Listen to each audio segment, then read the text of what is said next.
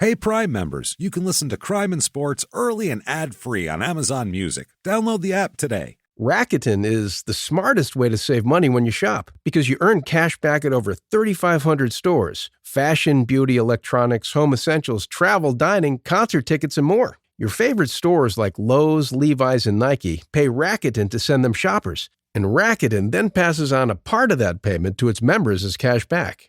You're already shopping at your favorite stores. Why not save while you're doing it? It's a no-brainer. Membership is free and easy to sign up. Get the Rakuten app now and join the 17 million members who are already saving. Cashback rates change daily. See Rakuten.com for details. That's Rakuten. Your cashback really adds up. Your weekly dose of romance and drama has arrived. Season 29 of The Bachelor is here, and Grant Ellis, certified hottie and former day trader, is trading his day job on Wall Street for a second chance at everlasting love. New episodes drop every Monday at 8/7 Central, bringing you fresh twists in Grant's journey to find his soulmate. This self-proclaimed mama's boy is all grown up and ready to invest his heart. Will his playful charm win over the house full of hopefuls, or will the competition prove too intense? From heartfelt moments to adrenaline-pumping dates, each week brings new surprises in the mansion. Will Grant find his perfect match or end up with a broken heart? Tune in every Monday at 8/7 Central on ABC and stream on Hulu for new episodes of The Bachelor.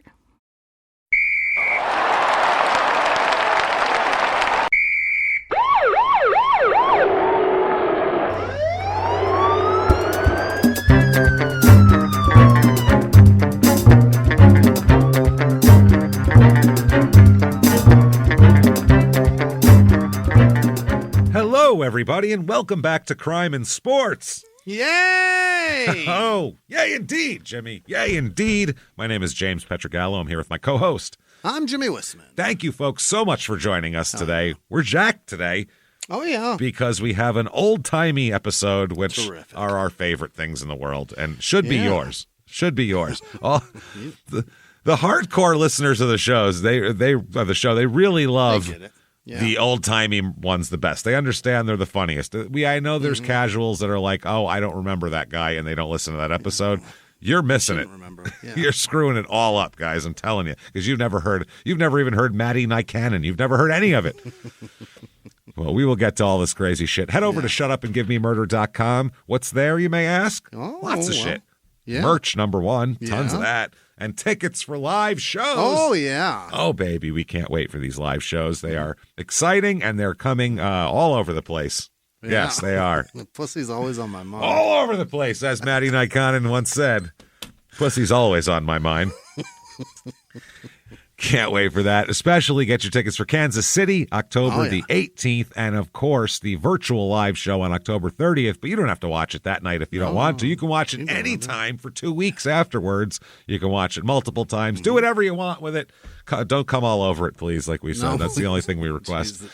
Please, my God. So shut up and give me murder.com. By the way, our costumes will be sports related. So Terrific. you will enjoy them. They will be Is that very what we're fun. doing? Yeah, Are we we're doing gonna that? we're gonna We're do doing that. that? Yeah, we got a whole bunch of stuff. People are going to be shocked. They're going to be shocked. It's going to What be happened? What hilarious.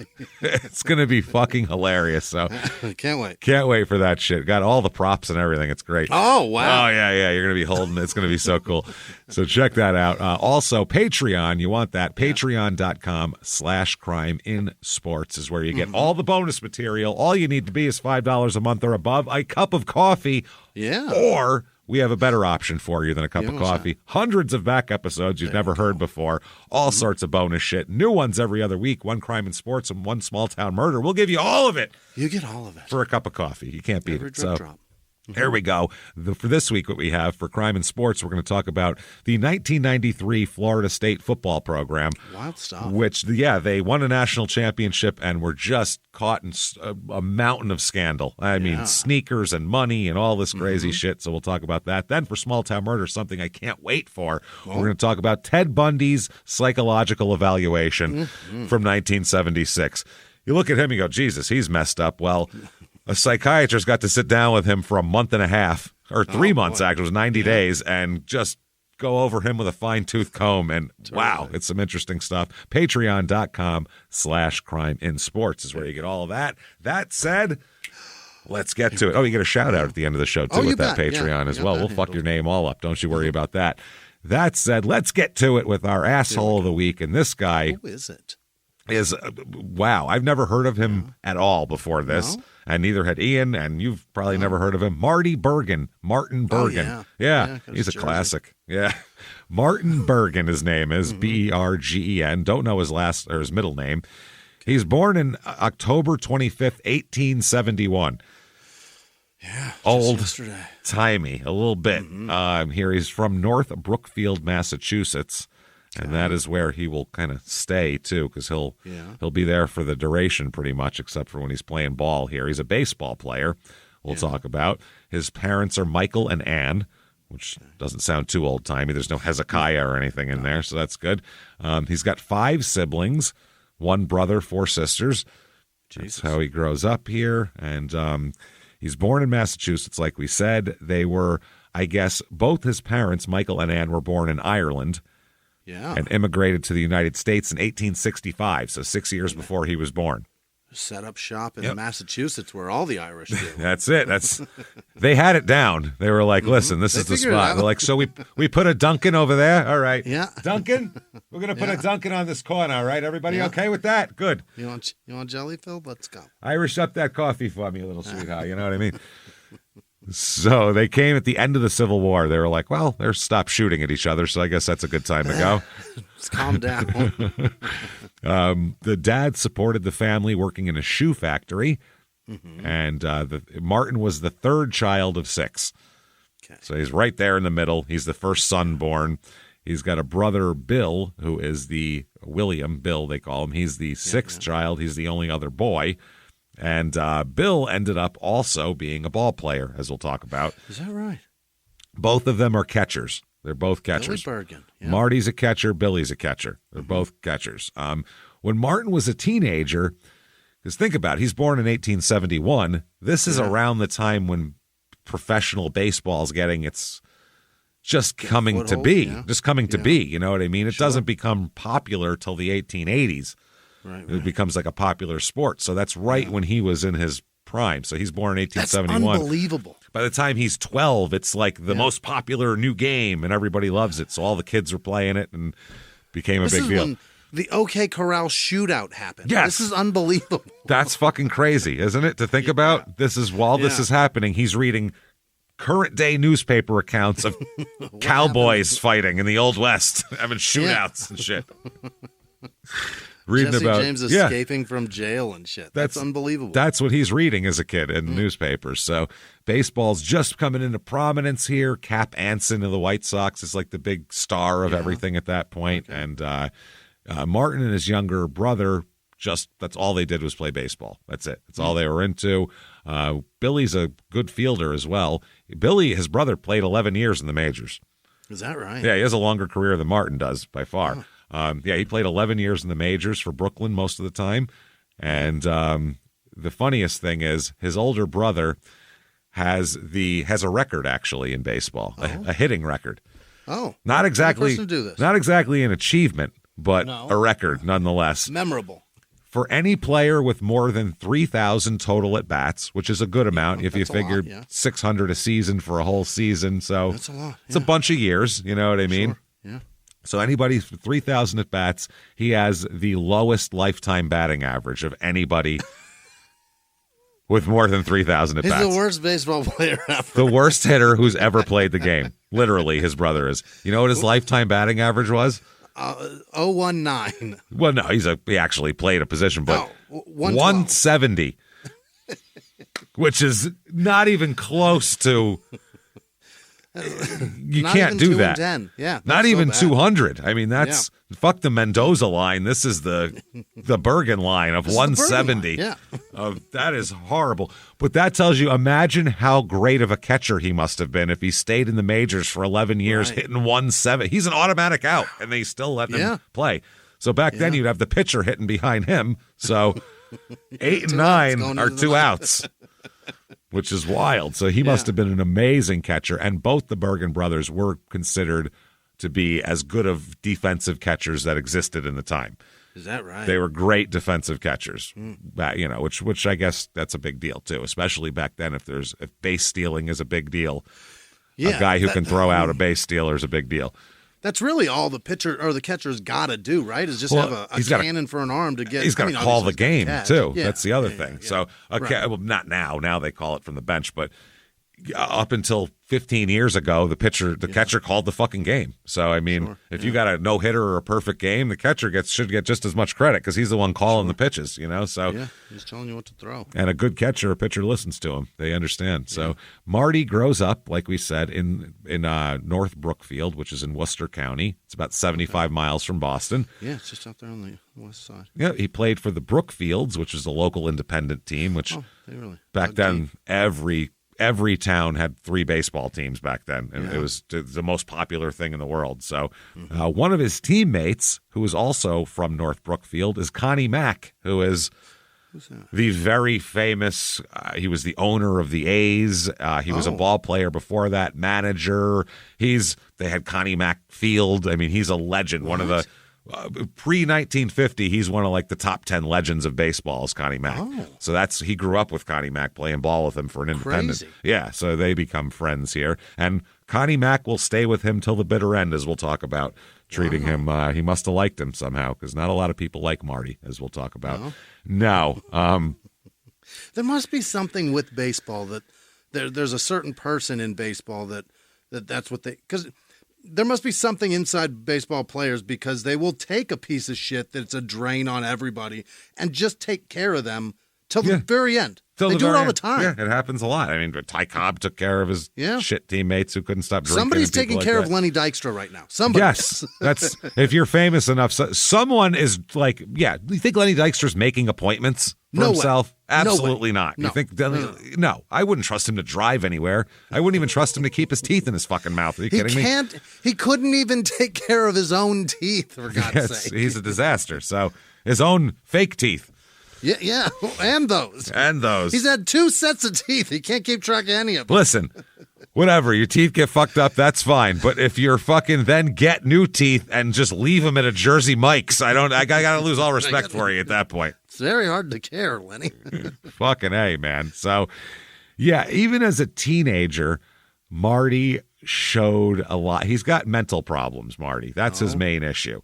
And baseball has been the receptacle for crazy people for a long time. Yeah.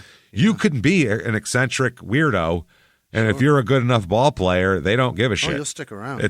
I mean, think about it. Look up Rube Waddell and all the crazy shit he would do. He would leave the game in the middle of an inning and go into the stands and play with puppies. That's what he's fucking crazy. What? Literally, he would do that. He'd hear a fire engine and leave. He'd run off the field and go chase the fire engine like a fucking dog. He's a weirdo. But that's pitchers have always been considered, especially pitchers, can be weird. Yeah. Because pitchers are considered kind of artists a little bit. Like from Bull Durham, they talk about that too. But you can be off, and especially a relief pitcher, you can be crazy. Really? They can go, he's crazier than a shithouse rat, but boy, we bring him in the ninth and he blows them away. They don't give a fuck if you're a relief. They stick you out in the bull. You don't even hang out in the dugout. You're in another place. They don't even give a shit about you. Removed. Yeah, they don't care. Put them in a room out there. You can be a nut in the bullpen, and they don't care. Catchers are usually the opposite. They're usually the most stable guy on the team. Okay. Catchers usually become managers. Look at all the managers. Half of them were catchers. Right. That's all your Joe Torres and all those guys. They're all fucking catchers. Catchers become managers. It's a very common thing. So they usually are stable. They're usually the guys calling the game, so they have to have a lot of, all that Johnny shit. Bench seemed like he probably had his shit together. Yeah, all catchers usually do. They have conversations with the guys. They have to talk to the umpire, so they have to be very. Yeah. It's like the sober guy at the party. Yeah, he absolutely. talks to the cops. Yep, he has to that way. He asked the ump question. If a ball misses, he'll go, "Was that outside? Where was that?" So the pitcher doesn't have to look like an asshole. So a good catcher. So he knows where to keep that ball. Exactly. Right. And then the catcher will go, "Listen, he's calling here. He's calling here. Being he said a dick. that. We get it. Yeah. But you have to know where a strike zone is today." So he showed a lot of, even as a teenager, though, anxiety, stress. Very moody he'd be as a teenager, which sounds like a teenager, honestly. Yeah. Nowadays, but back then that wasn't what teenagers were like. They were No. Yeah. they were Teenagers beaten. didn't have anxiety until fucking 20 years ago. I mean, we they had were allowed to anxiety, have but it. it wasn't like Yeah. overwhelming our beings. You know what I mean? Well, and I'm sure they did, but they weren't allowed to show it. No. Because you get punched in the face for it. No, they did a lot of that too, but they do a lot of like scientific experiments. Kids were happy until 2013, and then they got miserable. When they did like a 40-year study of this whole thing. As soon as kids got a hot chick Instagram in on their Des phone, Moines. this is what happened. Yeah. All of this shit now, that's what it is. It's literally, they said you can trace it to the day kids got Instagram on their phone, and then they amazing ass and Yep. tits, and she's shaking them. exponentially shot up. My life sucks. Look at her. I'm hideous. Look at her. Yeah. She's hot. But I'm back a piece then, of garbage. there was no pressure. Yeah. You know what I mean? These kids didn't have any Yeah. pressure. They didn't have anything. They had nobody Yeah, to look at. I certainly knew I was not Yeah. the fucking captain of the football team hot, but I didn't give a shit either. That's the other thing. Yeah, but these people, they had nobody to compare themselves to. Yeah. I mean, I thought I looked you'd have a fine. sketch in a newspaper. Yeah. You know what I mean? Yeah. I thought everything was fine, Yeah, but until so did I. Yeah, Everybody did. Yeah. I thought I looked exactly like all the people on MTV. Yeah, who knows? Yeah. But then when you didn't have to compete on the same plane as them. Yeah. Kids now, they're on Instagram or Twitter or whatever, Yeah. and that's you're on the same plane as these people. Yeah. And you're thinking you're competition and you're all doing this. It's not the same. It's more than that too, because then you can see what you post, you can see what they post. It looks the same to you, but then there's little buttons on the bottom that tells you how you're not the same. Not the same. There's millions of people like that. Nobody likes this. Kids used to look at like a magazine and see people and be like, "Oh wow," but they didn't think like, "Oh, I have to compete with these people. We're not in this. Also, I'm not in this magazine too next to this Yeah. person." And you didn't think that you were anywhere near that person anyway, because their name is, everybody knows that person's Exactly. name. Yeah. Nobody knows Tabitha Fielder, or whatever. Yeah. You know what I mean? I don't know if there's, that's just a name I yanked out. I guess. But no, now if you're in school, you have to deal with not only the anxiety of school and like social pressures there, but then you get off of school and it's still there. It's all fucking night on the goddamn on social media too. So it's brutal. It's right fucking there when you brutal. sit down to take a shit. It's Yep. right there to tell you you're a piece of shit too. Just flush yourself. He would, when he's a teenager, he would be real moody. He would pout. And if he felt the crowd wasn't like applauding him enough, Yeah. he would just leave the game. He would leave. He'd get angry and sullen and walk out, Well, which I've never heard in baseball before. Yeah. You're supposed to tune the crowd out. What do you care? and they need you, bud. Well, it's about scoring and runs, and the crowd's it's about really them. irrelevant in the whole thing. I mean, if you score enough, they'll certainly cheer. Yeah, he in 1891, which is his first professional season with a minor league team, he got in a brutal fist fight with one of his teammates and almost got kicked off the team for that. Oh, He fights with his teammates a lot. Like people Really? don't like him. Everywhere he went, this article says, everywhere Bergen went, trouble followed. It's a good way to put it. yeah. He began minor league baseball in 1891 and then into 1892. He hit .247 that year, but he got into a beef with a teammate over what the Sporting News described as an imaginary grievance of Bergen's. What is that? He just made some shit up. He gave and thought the guy was doing something to him that he wasn't doing, and quote, gave the other player a bad beating. Walloped some other At the player. game. Yeah, I guess in the locker room, I don't know what, in the clubhouse. He then fought with two other teammates over the course of that year for, again, imagined infractions against him. Everyone was like, what the fuck are you talking about? And he would just freak out. So he is an odd duck from the very beginning here. As the regular season, after the regular season, he would rejoin the Brookfields in the fall, even after he played a pro season. He just liked it there. So in 1892, a lady named Harriet, that goes by Hattie Gaines, moved to North Brookfield from New York State after she got a job at a mill. Okay. Yeah, going for that big mill work there. She met Marty Bergen, and they got married on July 11th, 1893. They purchased a small farm called Snowball Farm, and they had 3 children. Number 1, Martin, of course, even back then. It's 1895, for Christ's sake, and they're already starting it with fucking this all up. Yeah. You're sealing your fate, Marty. You're fucking it all up for He's everybody. One of the first. He's born in 1894, Florence born in 1895, and then Joseph in like 1896, 97 possibly. So in 1893, he joined Northampton, Massachusetts, which was an independent baseball club, and played a little bit for Wilkes-Barre in the Eastern League. And he is a great catcher. That's the thing. No matter what he does, he's not the best hitter, except when it comes to punching a teammate maybe, but he's a great defensive catcher. So people are actually very interested in him from other teams. He got offers from all these different teams around New England to come play for their independent teams, but then he was drafted by the Pittsburgh Pirates that year. Hey, yeah. Who were managed by Connie Mack. There he is. His neighbor and ex-teammate. again. So there we go. Connie Mack's going to be there for him. In 1894, that's so true about they take care of these ball players. Isn't that wild? Football players, they let the guy go die. They like give a fuck. They're like wild animals. They just let him go wander into the bushes to die. Fuck you. They don't care. It's amazing. Baseball players will prop the shit out of each other up. Basketball players do it too. Yeah, they help do. each other out a lot. Yeah. They really do. Yeah. Baseball players, though, there's always some guy who's, he's paying that old guy's bills right now and all this shit. It's crazy. So in 1894, the Pirates assigned him to Lewiston in the New England League for, minor league shit here. By the way, the farm system at minor league teams, that wasn't legal at that time in baseball. Oh. You couldn't have like your own farm team. Couldn't be growing your kids. So this is all like kind of a wink and a nod on the side. Like, he's going to go over here for a while, wink, Play wink. for this league, yeah. Yeah, and thus the transfer became an issue, and Bergen's contract ended up being voided by the league. Oh, is that right? Because they caught him doing it here. He hit .321 for Lewiston and did really well as a catcher, How the too. hell So he's children pitching? He's doing great. He got to pitch underhand? No, his brother's the 170 hitter. Oh, that's right. Not him. Yeah. His teammate Jack Sherratt said, quote, a phenomenal ball player, but so cranky that hardly anyone could get along with him, and it was only by the greatest diplomacy that he was gotten along with at all.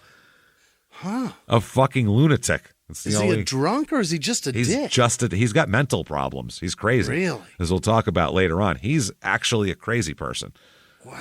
Like I don't know what the deal is. I don't know if he needs medication or what. Or something, he could be back then they just went, I don't know. Yeah. Crazy was a big umbrella back then. You just got under you it. a madcap. Yeah. You got under it. There was no real, signs of anything else. So he did so well in Maine that the manager signed him to Kansas City, the Kansas City Blues in the Western League. He played there and did very well. Oh my God, that's a long ride.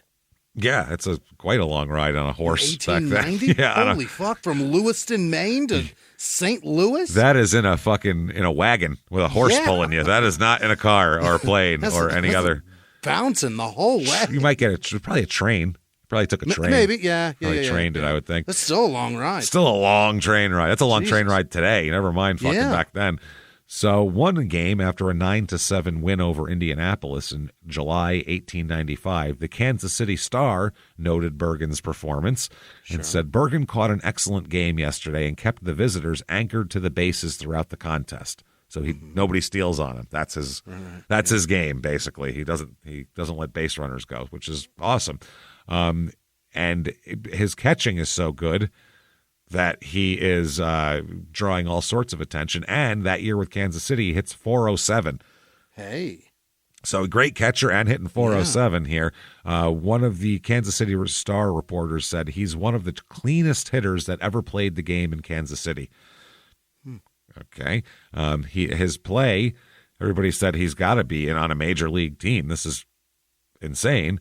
So they're going to call him up, but that won't last long. The club president and field manager, Jimmie Manning, became really, really, really tired of him really, really fucking fast here. Oh, so. They said his mood swings were wild.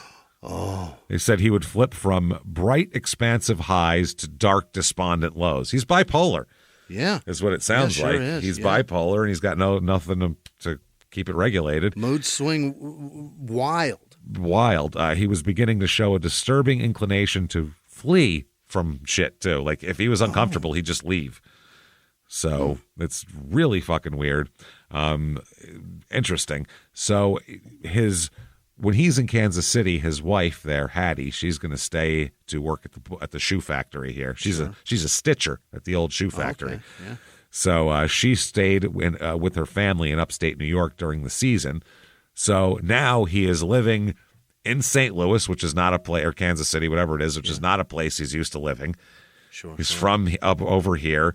His wife is staying with her parents, so he's all alone in this place. And landlocked. For a guy with mental problems, that's not a great thing here. So they said over the course of his season, he got more erratic, and the manager fucking drove him nuts. He drove the manager nuts. Near the end of the 1895 season, he had one of his, quote, spells where there was a perceived slight that didn't exist, that he said somebody did to him. He was paranoid, and he just left the team, and they said, well, where the fuck did he go?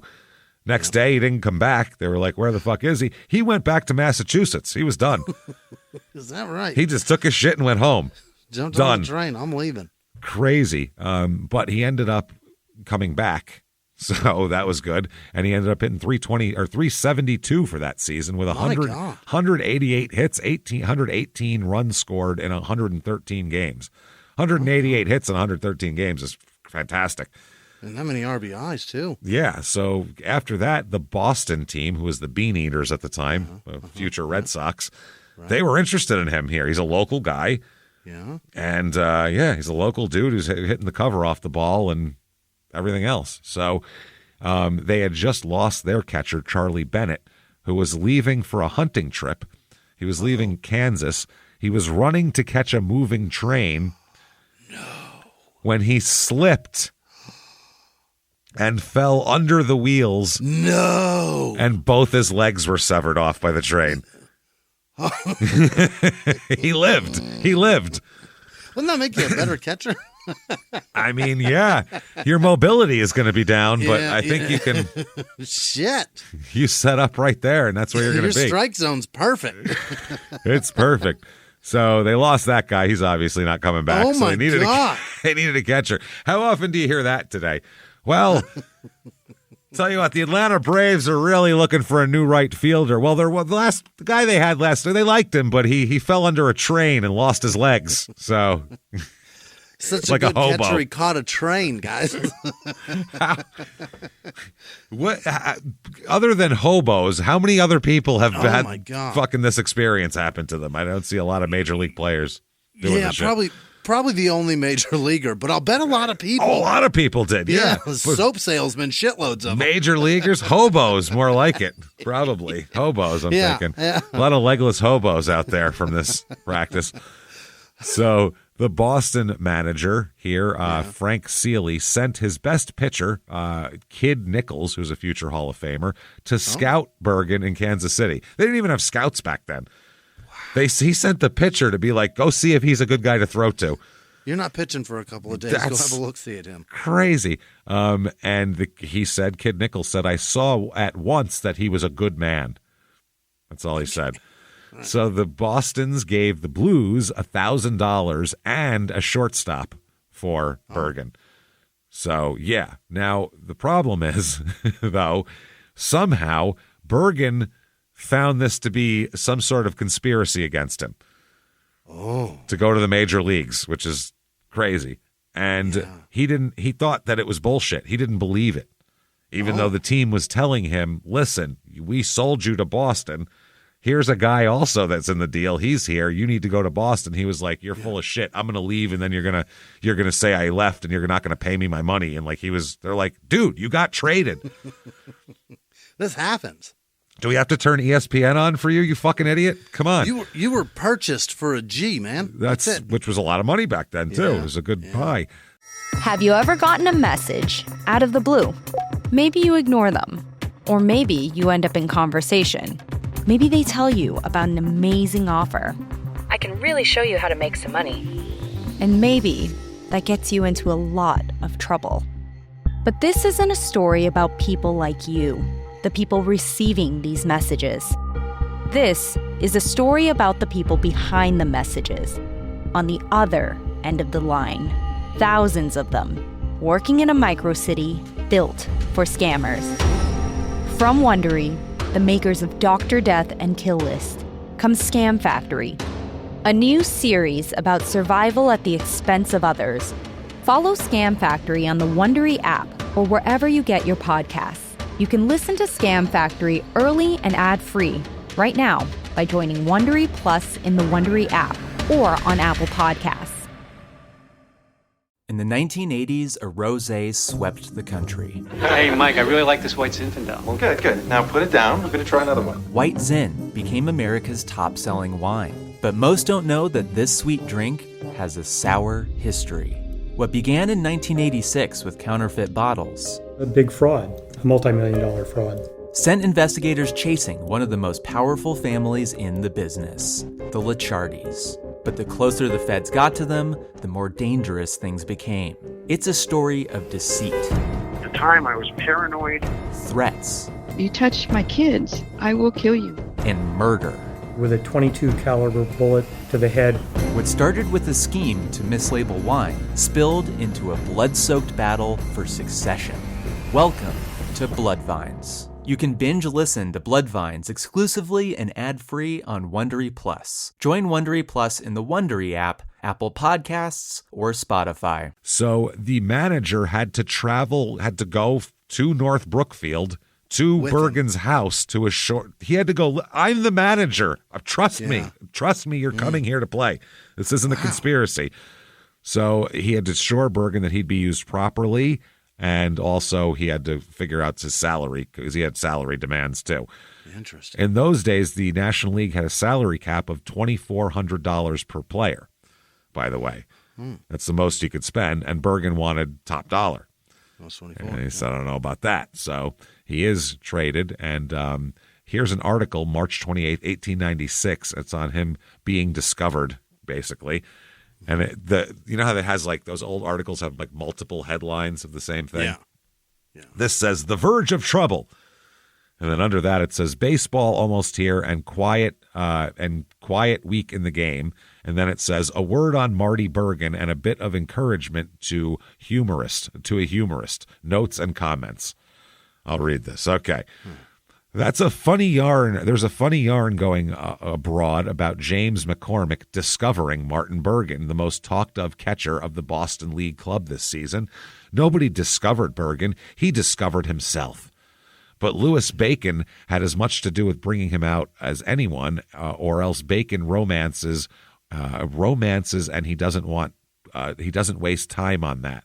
That makes no sense. Okay. I don't know what he's talking about. I was running the Salem Club, said Mr. Bacon to us one day last summer, and I kept getting letters from a lad named Martin Bergen wanting a show to catch for me. I didn't want him.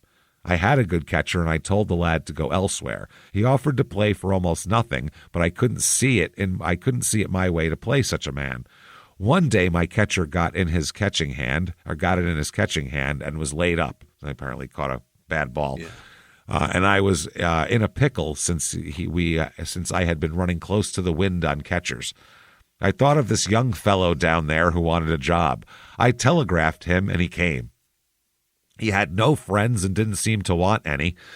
That's interesting. Wow. But he was tall, strong, handy-looking, and acted like a natural ball player. Can you catch, said I. I can try, said he. I put him in, and he caught for me that season, out, and a better backstop I never saw, and I never saw any man in my life step up to the bat in and day out and drive more line hits than Bergen. How about that? He said in 1893, Bergen played the season out with Northampton Independent League, catching to Gannon, the bow-legged phenomenon who was with Portland for a time. Then in 94, he came to Lewiston and was the pet of the year, barring his rare sullen fits. Pet of the year? What the fuck does that mean? Playmate? Yeah. What? That's penthouse? What are we talking about? I sent him a telegram and he came, James, so who knows? He was on a fucking train with both his legs. He caught every game, every day of the season without accident or cessation. His only accident was a misplaced chaw of tobacco. He swallowed it by accident and had to retire from the game that day. Oh, God, that'll make you so That sick. happened to Ron Guidry, too, 100 years later. So Really? That happens. Yeah, Ron Swallowed Guidry of the Yankees. Actual chaw? swallowed Jesus. it, and he had to come out of the game because he was so fucking sick. It just made him so sick. Oh God! One Not of just those. the The tobacco. the whole piece, the wad. Yeah, Golly. that is bad shit. His only weakness was when he sulked over a wild pitch. Frequently, he declined to run for them, even though the bases be full. He'd be like, "You threw the fucking pitch, stupid," and he's like stomping around while guys are running around the bases. That's not good. That's not good. He was not an enthusiastic player and never opened his mouth for the purpose of conversation. But wouldn't he crack him to the fence, straight as a die? After he left Lewiston, it was in the year when the national protection slipped up. He went to Kansas City and thence to Boston. So, So 1896, Boston Bean Eaters. Here we go. Oh. This is a major league team. They were 74, 57, and 1 that year for 4th in the National League, playing at the South End Grounds 3. Yeah. What is that? These baseball stadiums back then were like one layer of grandstands. They didn't have upper decks or anything, and the outfields were all open. Right. So the people would just stand there, and they'd basically put like a rope out, and that was the wall of don't go past this, and that was the outfield. That was the outfield line. Yeah, pretty much. So they drew 240,000 people that year, which is nothing. That's like 5 games now. But he made it, damn it. He is on the team. I'm going to say Fascinating. Grace right here for him. Is that right? Let's go with Grace. Yeah, Grace could have been beforehand, but we're going to go with Grace here, I think, here. Now, on this team, you got a couple of Hall of Famers. 3, is it 4? You got Kid Nichols, the pitcher. Sure. You have a Billy Hamilton. He is also a Hall of Famer. You have Hugh Duffy and Jimmy Collins, all Hall of Famers. Great guys. That most people have never fucking heard of because they played way before anybody gave a shit. So he gained a reputation right away for being a great catcher. A Sporting News article described him as the greatest throwing catcher that the game ever produced. He holds runners on, period. Connie Mack, who's also a catcher, said that Bergen was the only catcher he'd seen gun down a base stealer at second from his knees. He didn't even get up. Did not have to get up. Remember when Benito Santiago did that when we were kids? And it was like, what the fuck? Everyone, I remember like watching Sports Center to see a highlight of him throwing someone out from his knees. Like that was cool as fuck. Really great. Yeah. That was 100 years Pudge later. could do it too. Kind of. He had a different style though. Pudge. He was just a fat guy. Yeah. You get a lot of. If you get your weight behind it on your knee, you can get people. Defensively, I'll take Santiago over fucking Pudge personally. Yeah, I don't know. Pudge is a guy who calls a lot of fastballs so he can throw base runners out. Is that right? Yeah, that's his whole thing. All of his pitchers said that. He's a guy who you want a breaking ball, he wants a fastball because he doesn't want a guy to steal on him. And it's like, well, listen, motherfucker, I'm working on this. So I'm trying to get this guy struck out. So a lot of catch. I've heard Yogi Berra did the same thing actually. Really? Yeah, absolutely. Well, he's so little. He's a little guy. He couldn't possibly get that ball up there if they're throwing a curve. He could. He was a bad motherfucker, Yogi. Yeah. Really? Yogi was. Look at his batting stats. Yogi was a beast. He was a fucking monster. I sure wish they had better cameras back then. I know. You could see the shit. Love to watch a game of that guy. That'd be awesome. So, yeah, he said that. They said from the get-go, Bergen always fighting with his teammates. One reporter said, quote, Martin Bergen, the young backstop, is unpopular with his fellow players on the Boston team. Bergen is a sullen, sarcastic chap, never associates with the players, always nurses a fancied grievance. His disposition handicaps his playing talents. He's always got some grievance, some shit, he's been slighted, and he doesn't, It's a mentally ill person who thinks that there's people out to get him, and they're not. They don't care. They just want him to play catcher and do a good job. Late 1800s, early 1900s guy with a 2016 hubris. You know what I mean? Yeah. That's amazing. And back then they just kind of ignored him because that wasn't like, oh, another one of these guys. He was the only guy doing this. So they were just like, I don't know, he's weird. He throws runners out. Just air ignore conditioning. Him. How dare you? Just ignore him. So let's see. The Boston Globe here. These are baseball notes, July 29th, 1896. I'm going to read it just how it says it. Great game. And then the next, there's nothing after that. There's lines, like a poem here. Great game. The same clubs today. The crowd gave the boys a splendid reception. Tom Tucker was the biggest attraction yesterday. His fielding was wonderful. Martin Bergen surprised the crowd by his fine ball playing. Fine, he's got fine ball playing. So if he didn't have fine ball playing, he might need this product because Jimmie, the sales. Let's see, you looking for some staying power? I'll show you this ad here. You got to stick around, yeah. For staying power. That's what it's called, staying power. For strength, for exertion.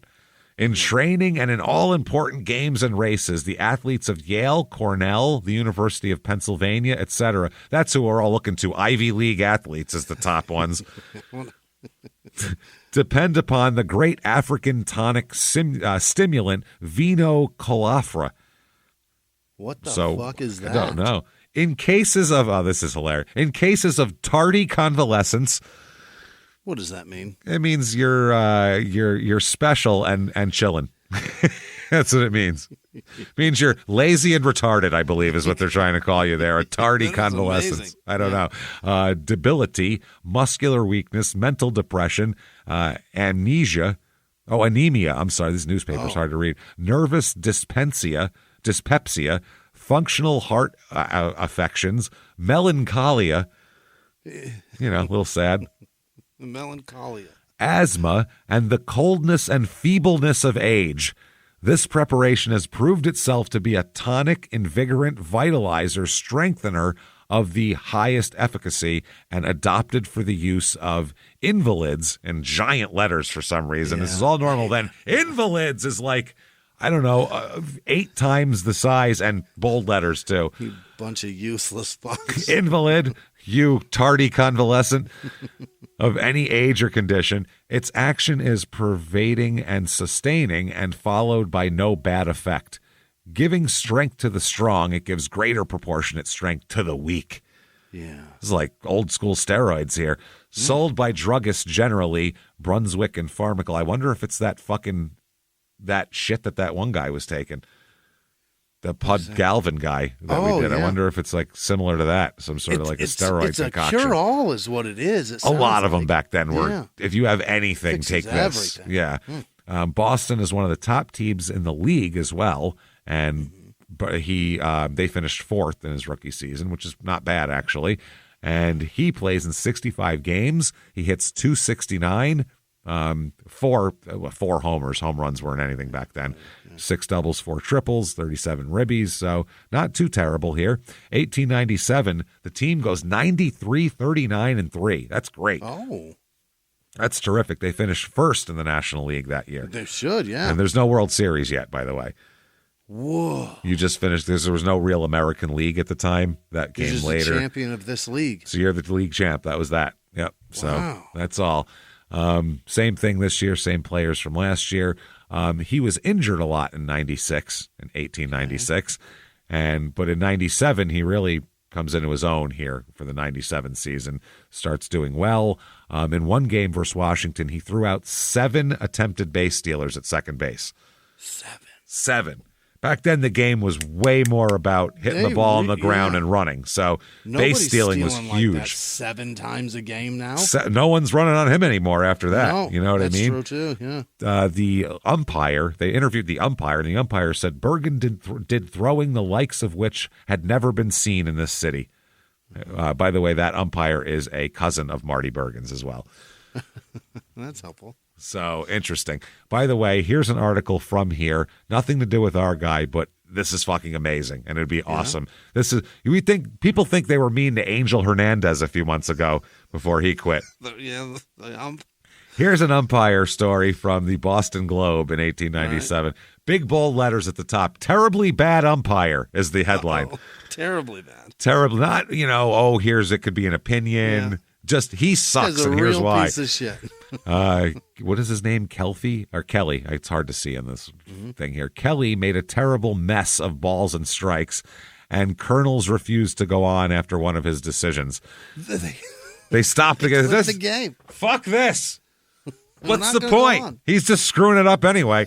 Yeah. The Colonels scrapping over the incompetent work of umpire Kelly resulted in their forfeiting the game to the Orioles in the 12th inning. The last innings had been played in darkness, Kelly having permitted players on both teams to prolong the game beyond all reasonable time. Back then it was dark. They called the game because you can't see the fucking ball. Right. And back then the ball wasn't bright white. It was covered in tobacco juice and dirt and shit, so you'd lose it. So they said by all reasonable time, by kicking on his decisions and other dilatory tactics, he seemed to have lost his backbone and engaged in arguments with the players, in several of which he lost his temper. In the first inning, he put catcher Dexter out of the game for back talk. His decisions on balls and strikes were simply abominable. A girl in the grandstand could have done better. Oh, a girl. A little girl he could have brought in here. He was, however, impartially incompetent, both teams suffering alike. So he wasn't on the take or anything. Right. He wasn't in the bag for one team. He's just shit. Just a dirtbag that doesn't care about this. Man. So this article later on, and another article, says the Bostons were charging toward their fourth pennant in 7 years, and the catcher asserted himself as a respected and even crucial member of one of the greatest teams of the 19th century. 4 of those Bostons would make it to Cooperstown, the ones that we talked about. Nichols, that kid Nichols, won 361 games. Golly. Which isn't bad here. He pitched, by the way, 532 complete games. Jesus Christ. What? Hugh Duffy had in 1894 hit 438. Wow. 438. Guys don't hit that. That's crazy. Oh, my God. And then another guy, Sliding Billy Hamilton. Wonder if he slides a lot. Well, his career record is 937 stolen bases, which stood until 1979 when Lou Brock broke it. Is that right? And now Ricky Henderson has it. Yeah. So that's a lot. Yeah, guys don't steal bases. Even now they put them fucking closer together for you. They go here. They're fucking huge, and the pitcher, once he throws over there twice, then you can just steal all you want. Can't do it anymore. Yeah. And nobody fucking steals bases anymore. What are we doing? But fucking also, run. I don't know. We have the greatest, fastest. Well, fucking run then. Go to the next base, pussy. What the fuck are you doing? Yeah. But that ball, they can whip that motherfucker. But they're not getting thrown out. The bases are closer together now. You couldn't have done more to make it so you could steal at will, and they still don't fucking do it. Still don't do it. They still sit there striking out 200 times a year. I'm so fucking, it's insane. So anyway, the third baseman, Jimmy Collins, was also good. They're talking about here. They said Bergen was embraced as a mate. Between the lines, he played the unruffled pro. This year, he hit 248 with 2 home runs, 45 RBI. He made $2,100 apparently that year, which was big money back then. Big money. Almost a league maximum. Absolutely. And maybe it is because he looked for solutions for his maladies. Sure. Maybe he had weak eyes. Let's find out what he could do about that. Weak eyes? Weak eyes. October 1st, 1897, Boston Globe. Big giant ad. Weak eyes. 1897 LASIK. Directly due to coffee in many cases, it says here. Oh, what? They've connected caffeine to eye weakness here somehow in the 1890s. We still haven't figured that out, so I don't know. What kind of fucking coffee are they drinking? This is great. Directly due to coffee in many cases. Think not? Yeah, I think not, motherfucker. I think not. Try Postum Food Coffee. 10 days. You'll be able to see again. The Postum Food Coffee is whatever the fuck that is. That'll cure your eyesight. Food coffee. Food coffee. All right. Okay. 1898, February 5th, 1898.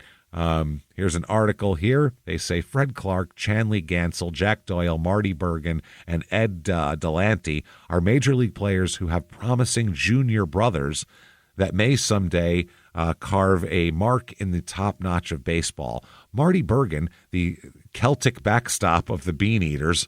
Oh. Well, I got to get descriptive here. Yeah. Gives the junior Bergen brother his boost. He says, wow, I'm going to read it exactly. Apparently, I don't know if he really talked like this, but they gave him a heavy Irish accent in this shit. I get his parents are from Ireland, but my mother's from Italy. She doesn't go, hey, come here, Jimmie, I got to talk to you now. She talks like Americans. Okay. It says, oi, oi, Yeah. tell ye, begob, he's as good as behind, and they do Hoind, behind the wind pad as meself. And I have another brother, And I have another one in the family who is just as handy behind the bat. Okay. I don't understand that. That's how they have it. So we don't know if he really talks like that. Saying his brother's good. That's what he's saying. So in 1898 here, February 13th, there's a farmhouse that they're going to get, and that'll come into play later on. They said a week ago, a member of the, what is this? Oh, Globe staff. Jesus, the Boston Globe. That makes sense. Yeah. These old newspapers, sometimes they're very light, and sometimes there's like other ink things on them, so it's hard to read some of this shit. The Globe staff was at West Brookfield and went over in a sleigh to the north, where Martin Bergen has a 62-acre farm where he lives and has his little family. Wow. Bergen's place was indeed snowbound. It is on the border of a little community of straggling farmhouses, actively connected with baseball for some time yet. All right? Okay. So, here we go. This is good. Here's an ad for Piles, advice free. Like the ass problems? Disease? Yeah. Yeah. To any person suffering from piles or fistula. Oh, Jesus. I will send an account of my own case. Do I need to hear about your asshole? Really? I don't like that. We're good. It's called piles. We're good. That's what they used to call fucking hemorrhoids, piles. Which sounds like there's like 8 foot high of them. If you sit up, you'll be sitting way above your chair. Yeah. He said, I will send an account of my own case and how I was cured after many years of distress and inconvenience. I have nothing to sell, but for the sake of humanity will direct the afflicted to sure and permanent cure. Address subject. So this guy's saying, tell me about your asshole. Yeah. And I don't fix it myself, but I'll show you where you can fix your asshole. I'll give you some asshole advice if you need it. Oh, look at that. You've got piles. Oh, piles on what piles. What a vile name. Piles of piles. 1898, Boston. They extended the season here. A good deal. Yeah. They are 102, 47, and 3. That's daytime games, the ties. So bad. That's really good. They're first in the National League again, so they're champs again here. And same kind of team.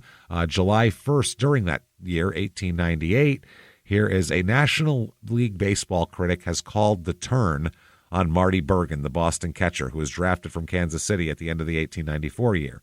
His opinion of the young man's right to stellar honors on the diamond is voiced as follows, and it generally meets the approval of those who remember Bergen's none too extraordinary work here. Quote, just why Marty Bergen is the king of catchers is hard to see, says the writer. He is slow, bad on fouls, and not a good hitter.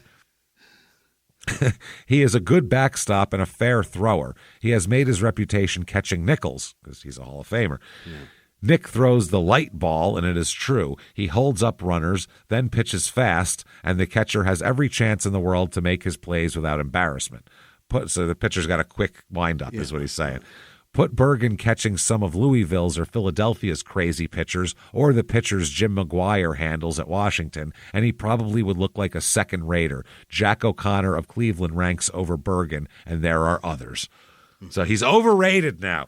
Yeah. So just a minute ago, he's the greatest thing. That is the 1898 equivalent of a social media meme saying how Derek Jeter sucked for some reason. You know what I mean? We see that all the time. If any of the sports pages are constantly posting shit like that. Like, this guy wasn't that good. Sake. Yeah, they do it with Jordan. LeBron sucks. Okay. Sure, they all suck. Did Kareem Abdul-Jabbar suck too? Why don't we just tell me how the top 10 scorers in NBA history sucked? Tell me that. Yeah, they're the worst. And how Jimmy Butler's better than them. Go fuck yourselves. Tired of hearing shit. I'm just tired of it. I'm fucking tired of it. I'm tired of people not living in the real world. If Steph Curry played with fucking Kobe, he would have shown him what's what. Yeah, he would have. If Jordan was playing if the 90s Bulls were playing the fucking 17, 18, whatever the fuck Warriors, they'd get smoked. No, what rules are we playing under? Because Steph Curry would be injured halfway through the first quarter if we're playing with 90s rules. Because you can't play with this. You can't. You can't do that. They tell Rodman, clothesline him when they go around for a pick. Get him out of the game. You know how that guy likes to kick people in the balls? Punch him in the mouth. Yeah, just do that. Fuck. So, but that's funny how they even did that back then. Here is an incident at a hotel. Okay. Here we go. It goes on. I'll just read this article. He was a favorite of the fans, so the money changers in the front office loved him. He came back in 98 to have his best season, hitting .289 over 120 games and earning his reputation as the best fielding catcher in the game. Yet that year, he also grew increasingly hostile and unbalanced, and according to the Boston Morning Journal, quote, assaulted several of the most inoffensive members of the team while in the West. Like the nicest people. The nicest guys. That's who he's fighting now. Just wow. Some nice utility infielders getting the shit beaten out of him for no reason. All this came to a boil on July 28th in what the Sporting News would describe as a sensational scene instigated by Bergen over breakfast. You're fighting at breakfast? Unbelievable. In the fancy dining room of the Southern Hotel in St. Louis. The night before, on the train bearing the team from Brooklyn, pitcher Vic Willis and other players had began kidding one another. Bergen took a hand in the fun-making, the news reported, and good fellowship was the rule. Sure. He was on an upswing, so we can all break balls, we can have fun. Yeah. You don't know when he's in his crazy time. Suddenly, he knows that. Well, you'll know it shortly. You'll get it. Well, somebody said something that went past the line. Yeah. They said suddenly Bergen grew morose and refused to join in the horseplay. He growled at Willis, but no one paid any attention to it, as it was nothing unusual for him to relapse into one of his spells when he would not talk with or be talked to by anyone. Okay. The next morning, Willis came down to breakfast and was escorted by the head waiter to a seat next to Bergen. The 22-year-old Willis, a 6'2" rookie on his way to winning 25 games that season, greeted the catcher as he sat down. "If you don't get away from me," snarled Bergen, I'll smash you for sure." Why? He's still mad at him from the night before. Wow. Willis refused to move, and Bergen reached over and slapped him in the face. This is great. My Christ. In the middle of a hotel restaurant. I love this.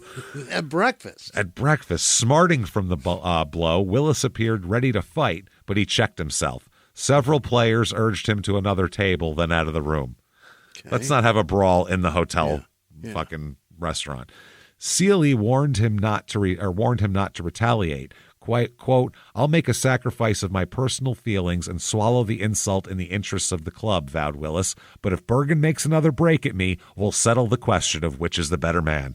Oh. We're going to step outside and I'll show you what it's like. Find out. Yeah. Bergen refused to apologize, claiming he was made the butt of jokes on that train, which is what they were doing. They were fucking breaking balls. This is like a bunch of comics hanging out. This is what athletes do. So, it's fun. They break balls. They say horrible shit to each other. I remember reading in a bunch of books. Basically, don't say anybody's wife is a fat pig and everything else is... Don't say your kids are ugly, your wife's a fat pig or a whore, and everything else is fine. Those are nuclear. After that, everything's fine. Everything else is fine. You can say a guy plays like shit, walks funny, has a bad dick with fucking spots all over it from fucking hookers. It doesn't matter. Yeah. Bergen refused to apologize, claiming he was made the butt of jokes on the train, and Seeley warned him against any further trouble, telling Bergen, "If you say the word, I'll begin negotiations at once to trade you. I'll fucking trade you. So stop this." Bergen said that he wanted to stay, but that nobody would make a fool of him. The other players, trying for a 5th pennant in 8 years, admired Bergen as a hustling, hardworking player, but were livid over the slapping incident. "It's his disposition to be gloomy and morose, and we'll give him all the latitude we can in order to keep peace with him," one player said. "We'll go out of our way. That's what you do. You avoid that guy." I mean, this is like Michael Irvin doing this to rookies. You know what I mean? Yeah.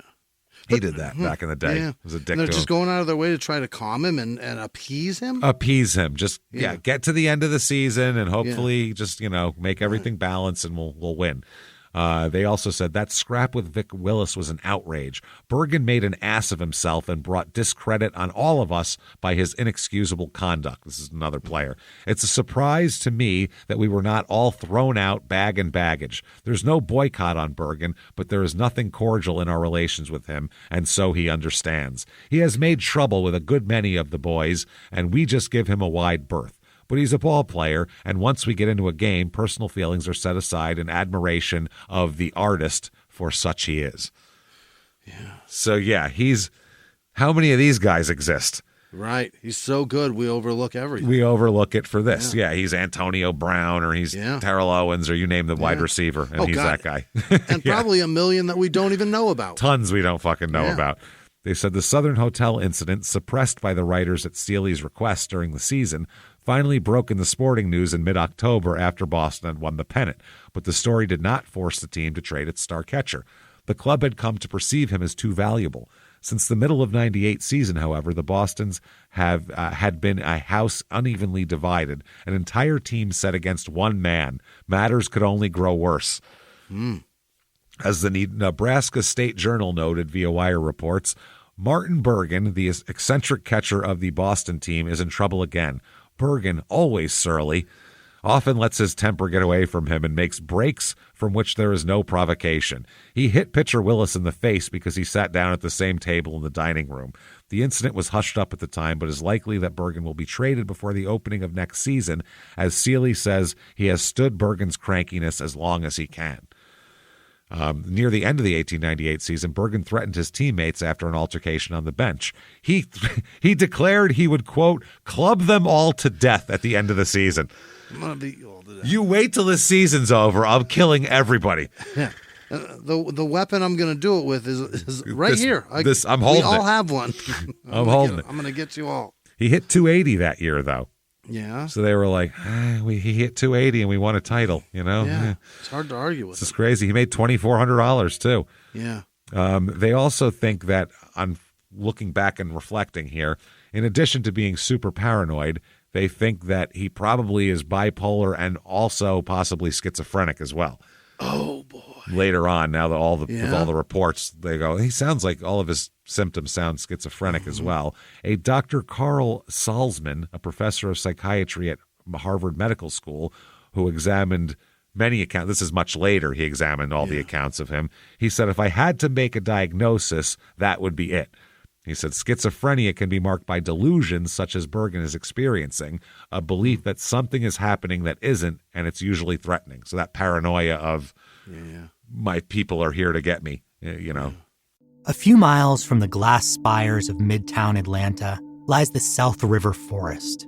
In 2021 and 2022, the woods became a home to activists from all over the country who gathered to stop the nearby construction of a massive new police training facility, nicknamed Cop City.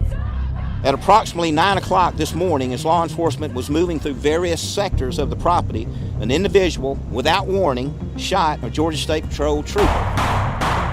This is We Came to the Forest, a story about resistance. The abolitionist mission isn't done until every prison is empty and shut down. Love and fellowship. It was probably the happiest I've ever been in my life. And the lengths we'll go to protect the things we hold closest to our hearts. Follow We Came to the Forest on the Wondery app or wherever you get your podcasts. You can binge all episodes of We Came to the Forest early and ad-free right now by joining Wondery Plus. Behind the closed doors of government offices and military compounds, there are hidden stories and buried secrets from the darkest corners of history. From covert experiments pushing the boundaries of science to operations so secretive they were barely whispered about. Each week, on Redacted, Declassified Mysteries, we pull back the curtain on these hidden histories. 100% true and verifiable stories that expose the shadowy underbelly of power. Consider Operation Paperclip, where former Nazi scientists were brought to America after World War II, not as prisoners, but as assets to advance U.S. intelligence during the Cold War. These aren't just old conspiracy theories. They're thoroughly investigated accounts that reveal the uncomfortable truths still shaping our world today. The stories are real.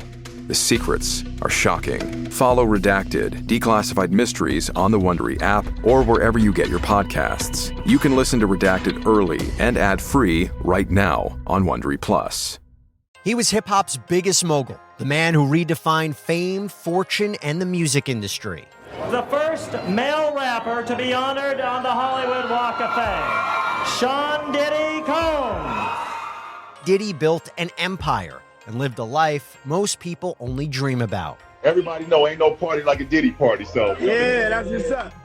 But just as quickly as his empire rose, it came crashing down.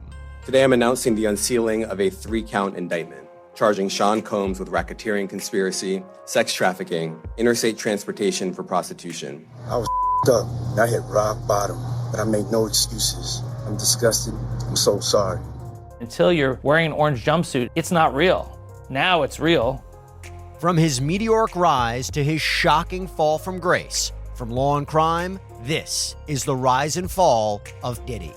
Listen to the rise and fall of Diddy exclusively with Wondery Plus. Which is crazy. He said that our other symptoms are withdrawal, inability to socialize, or fear of socializing, flat or dull feelings, not the usual range of expression of emotion, and difficulty thinking and controlling one's thoughts. He said it's a brain disease that causes the person to be more vulnerable to the usual stresses of life. Sounds like Marty to me. They said today they would treat him with drugs and psychotherapy, but he said in the 1800s there weren't any medications to treat this illness at all. So even if he sought help, it wouldn't have mattered. They couldn't have helped him. Not at all. They would have thrown him in a... Basically, it was throw you in a room or you're fine. Those are the only options. So they said there was... Are you this extreme or are you fine? Yeah, do you need to be housed in a straitjacket or not? He said there was no psychotherapy. Many people with Bergen symptoms were put in hospitals and locked up. The only medicine Bergen seems to have been prescribed were bromides, mild sedatives that, according to Salzman, were commonly used at that time to quiet people down, especially if they were anxious or had trouble sleeping. Downers, just downers. He said, though, against Bergen's afflictions, bromides were worthless, though, and it wouldn't have helped him at all. 1899, Boston's 95, 57, and 1. Then they're second in the National League, so they don't win the pennant that year, but still, damn good year here. Competing every year. For the last 3 years, they're 1 or 2. That's terrific. And that's going to go on like through the first decade of the 1900s, too. Right? They were very, very good. They were in a bunch of the first World Series, and then they got Babe Ruth, and things weren't going as well, but Babe Ruth was doing really well, pitching for them, pitching scoreless innings for them, so that was really great. Then they traded Babe Ruth. And then it starts. Sold Babe Ruth, and then they went in the toilet for 100 years or so, 80, 85, 90 years or so. Until they get Johnny Damon. Yeah, they needed Johnny Damon to break him out of it here. Yeah. They needed a man that barely speaks English. Yeah, that would have helped a lot. If only they would have had him back then. They could have really done something. They could have gone from second to first. That was Mo Vaughn back then. Oh, man. They said, meanwhile here, the stresses on the field and off mounted throughout 1899. The crowds seemed to grow louder and closer around Bergen. His wife became ill with tuberculosis, which is normal back then for, whatever, but not now. Assumption. That's a crazy disease. Fuck. His paranoid fantasies had become self-fulfilling. Following the St. Louis incident, his teammates indeed gave him a wide berth and were no longer cordial. They just ignore him, basically. Just get away off from the it. field, yeah. In front of the Burnett House, a hotel in Cincinnati, sports writer Harry Weldon of the Enquirer came upon Bergen in a jolly good humor and asked him what he thought of the pennant race. And he said, why, we will win the pennant in a gallop, boasted Bergen. It's a cinch for us. All happy. He said, then Weldon would recall in the Sporting News, the following January, a scowl came over Bergen's face and said, quote, but it won't make a damn bit of difference to me whether they win or not, he said. So they were like, what the fuck? He said, yeah, it's going to be great. It's a cinch. We're going to win it. Then he goes, not that I give a fuck. Why the fuck would I care? That's so weird. Yeah. So the guy said, why not? Reasonable question. Quote, because I won't be with this bunch much longer. I'm going to quit them. I'm tired of traveling with a lot of knockers and backbiters. Whoa, they are all giving me the worst of it. I'll shake the gang just as soon as we get to Boston. So they were like, what the fuck? Now, the Boston pitcher, Frank Killen, was listening to this, and other teammates started gathering around like, this motherfucker's just saying he hates us and to the press. What's your deal? Yeah. And I guess he stopped talking at that point. 10 minutes later, Weldon was talking to Seeley, the manager, when Killen came over and took the writer aside and said, Marty is out there crying like his heart would break. He sent me here to ask you not to put anything in the paper about what he told you. So he went from, this is great, everything's great, to I don't give a shit, I'm leaving here, to I don't know why I said that, I feel terrible, please don't print that, I feel awful, sobbing. Yeah. Mental problems. He's got mental fucking problems. Yeah, that is crazy. So he said, then the pitcher turned to Seeley, the manager, and asked, what's going on with him? What's wrong with Marty? Right. Seeley said, quote, he is insane, which is, I mean... You said it. You summed him up quick. He said, I've done everything in my power to get along with him. He is possessed of the insane idea that none of us like him. I will have to get rid of him. He's the greatest catcher in the business, but there's no use trying to keep him on the team. Yeah, he's too much. This is fucking nuts. So the Bean Eaters president had warned Seeley that Bergen was dangerous and feared that he might shoot someone. The owner said, keep an eye on this guy because I feel he's going to shoot one of these guys. Players thought that Bergen was growing more and more detached from reality. He gets crazier as the years go by. Yeah. Some attributed this to drinking, but he was known only to be not a drinker. Social drinker? Yeah. Not a drinker at all, and he never hung out in saloons on the road. He's not a big alkie. He's just not that kind of guy. They said he reads in his room after dinner rather than carousing with the fellas there. While the other guys go out and get hammered, he goes back to his room and reads. So they said maybe he needs booze. Maybe that's the problem. When the team was at home in Boston, Bergen always spent the night at his farm. So he'd drive back out to his farm. Yeah. Neighbors said that he would play with his children all day, rarely associating with others. Oh, so he's a good dad? Gee, sorry. Yeah.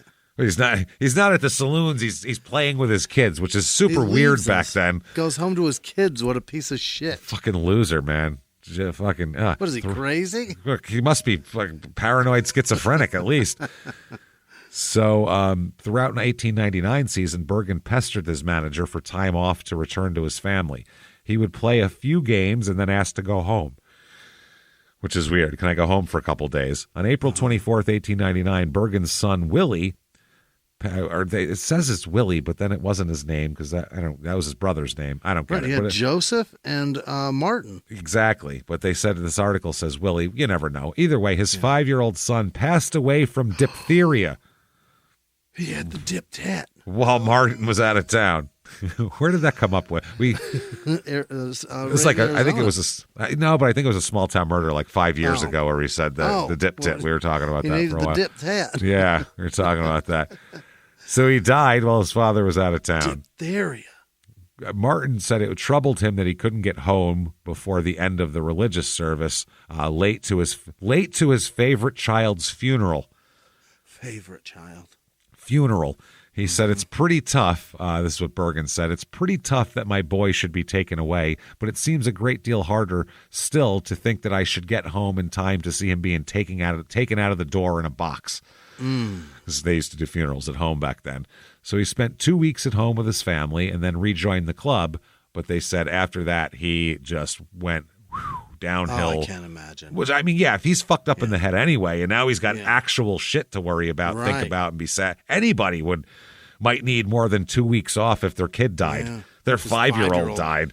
Laid in state in the parlor of our home. Fuck, man.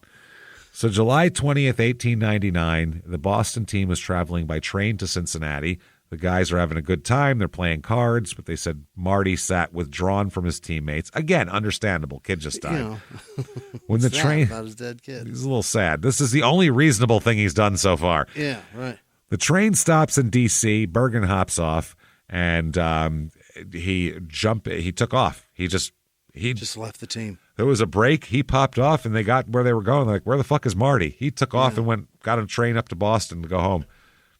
He's going home. That's it. He hopped off, jumping the club, and returned home. And Jimmy Collins of Buffalo, the crack third baseman of the Bostons, said, quote, he was a good fellow, and though had some peculiarities, every man on the team liked him, which we know isn't true. He was a great baseball player, too, and few backstops could equal his clean work. It is a horrible thing that he should have ended his brilliant career in the way he did. He occasionally had trouble with some of the boys on the team, but we all considered him irresponsible. Nobody ever tried to get back at him. They're like, he's crazy, so nobody's holding a grudge. He left and never came back? Never came back. He had a habit of disappearing when his services were most needed, but I remember of only one occasion of this kind. Then they said he left the train. The team was on its way to Cincinnati. On the same train with us was the New York team. We had 2 special cars. The boys were playing cards or other games. We were all gathered in groups, laughing and talking, all except Bergen. Afterwards, some of us remembered that he was sitting all alone in the corner of the car, apparently brooding or thinking deeply about something. Said we stopped at Washington for a short time. As our train was about to continue on its way out of the New York, one of the New York players came into our car and asked us what was the matter with Bergen. We looked about the car, but we could see nothing of him. Then someone told us, look out on the platform. He's waiting on the train the other way. There was Bergen with his grip in his hand, walking away from the train as fast as possible. Our train had started so that it couldn't stop. We didn't hear anything more from him for a long while. Wow. He just took off, man. He said, then we learned that he had returned to his home in Brookfield. He did not rejoin the team until we returned to Boston. He caught in the first game and received an ovation when he came out on the field. There he is. You made it. Yay, look at the yay. His leaving the team as he did left us with only one catcher on our Western trip. Clark did great work, but if he had been taken ill, we would have been in a bad box. Yeah. Bergen told me afterwards that he had got to thinking of the folks while on the train, and when we stopped at Washington, he couldn't resist the temptation of taking the first train homeward. He said, it seems to me that the fact that he was all the time thinking that everybody was working against him or was trying to injure him showed that his mind was unbalanced. He thought too much about his folks while we were on our trips, it seems to me. Okay. Now, another article describes him as, quote, the hardest man in the National League to manage. Okay. A writer describes him as the erratic catcher of the Boston club who deserted the club annually since his connection with it and always at a time when his services were most needed. You just leave for no reason. Take off when we need him. The guy said his grievances are fanciful. Of a moody disposition, he imagines that his fellow players are leagued against him and are intent on bringing his downfall. The contrary is the case. Manager Seeley and his players have treated the great backstop with unusual consideration. Sure. Yeah, they go out of their way to not fuck with him. It would be the longest and most spectacular walkout of Bergen's career, and it infuriated the Boston team because it left them as they contended for a third pennant in a row with only their backup to catch a game after the game in the midsummer heat. Yeah. I mean, catchers, you have multiple catchers because you need them. Yeah. They get knocked around a bit, too. The Boston Globe's T.J. Murname, a former player who'd become respected, the most respected of the nation's baseball writers, journeyed to Bergen's farm in late July to get the story and found the shed full of hay, the corn crop healthy, and Bergen standing in the barn doorway with little Florence and Joe. He's out there busy. He's out there doing his shit. He complained to Murnane of all the catching he had done, of his shattered nerves and his need for rest. 2 years before, following the 97 season, Bergen told Murnane, many a time I've asked for a leave of absence simply because I thought I would go mad if I worked another day without rest. Tell me about it, Marty. Now, Jesus. Now, Bergen told the reporter, Manager Seeley would never listen to my reasons for coming home, always turning me off with the remark, that will cost you $50. You can't give me any stories. You can't just leave the team. Right. Any of the other guys taking off when no one knows? Just leaving? Any other job you can just walk out on? Is there one? I don't believe so. I don't think so. No. At Chicago on the last trip, at least 4 members of the Boston team went out of their way to abuse me every time I went to bat, he said.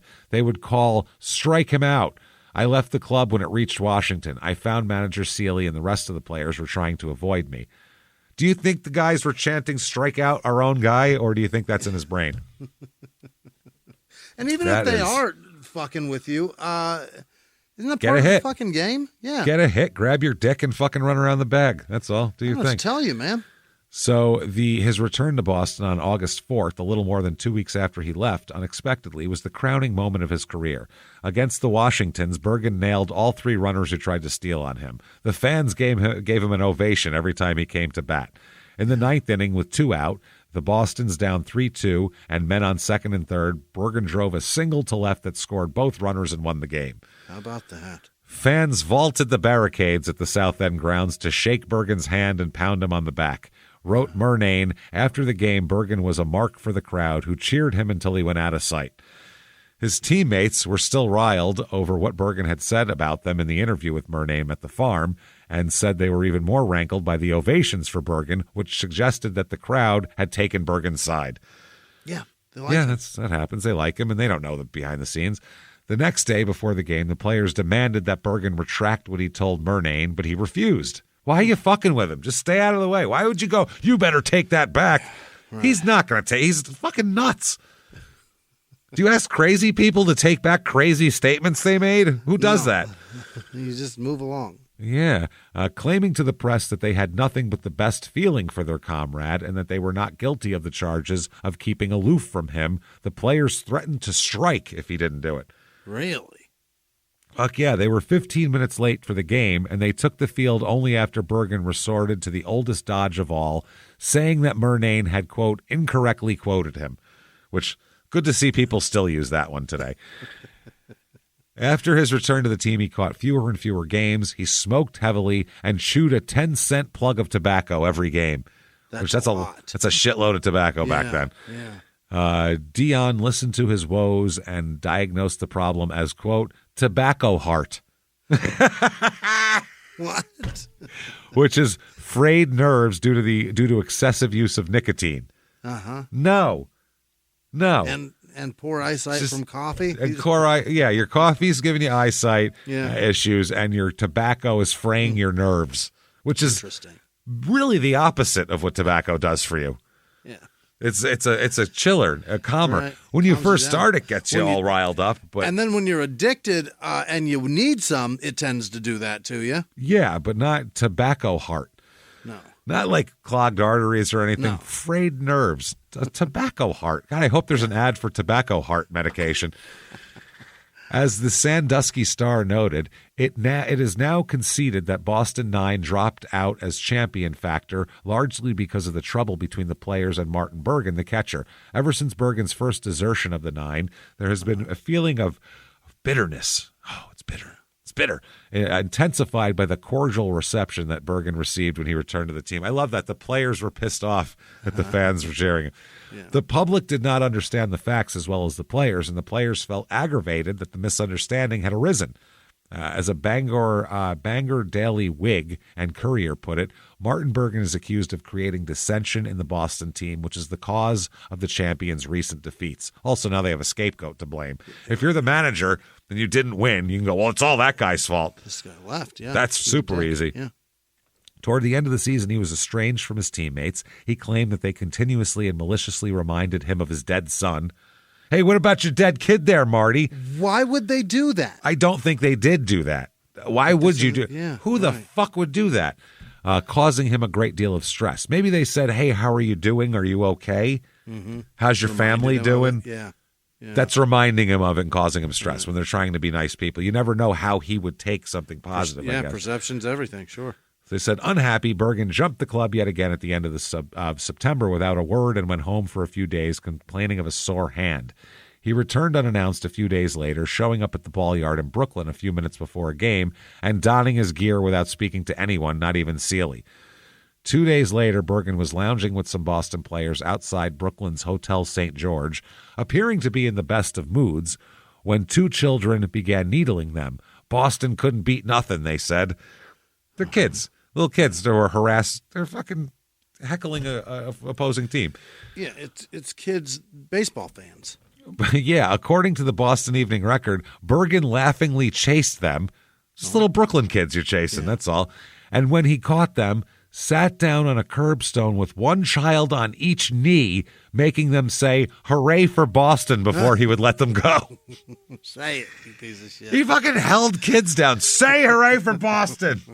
I will kick your little asses. Kidnapped them until they said what he wanted them to say. He did Holy the say uncle thing. Shit. Wow, yes, he did. Say you love Boston. Say uncle.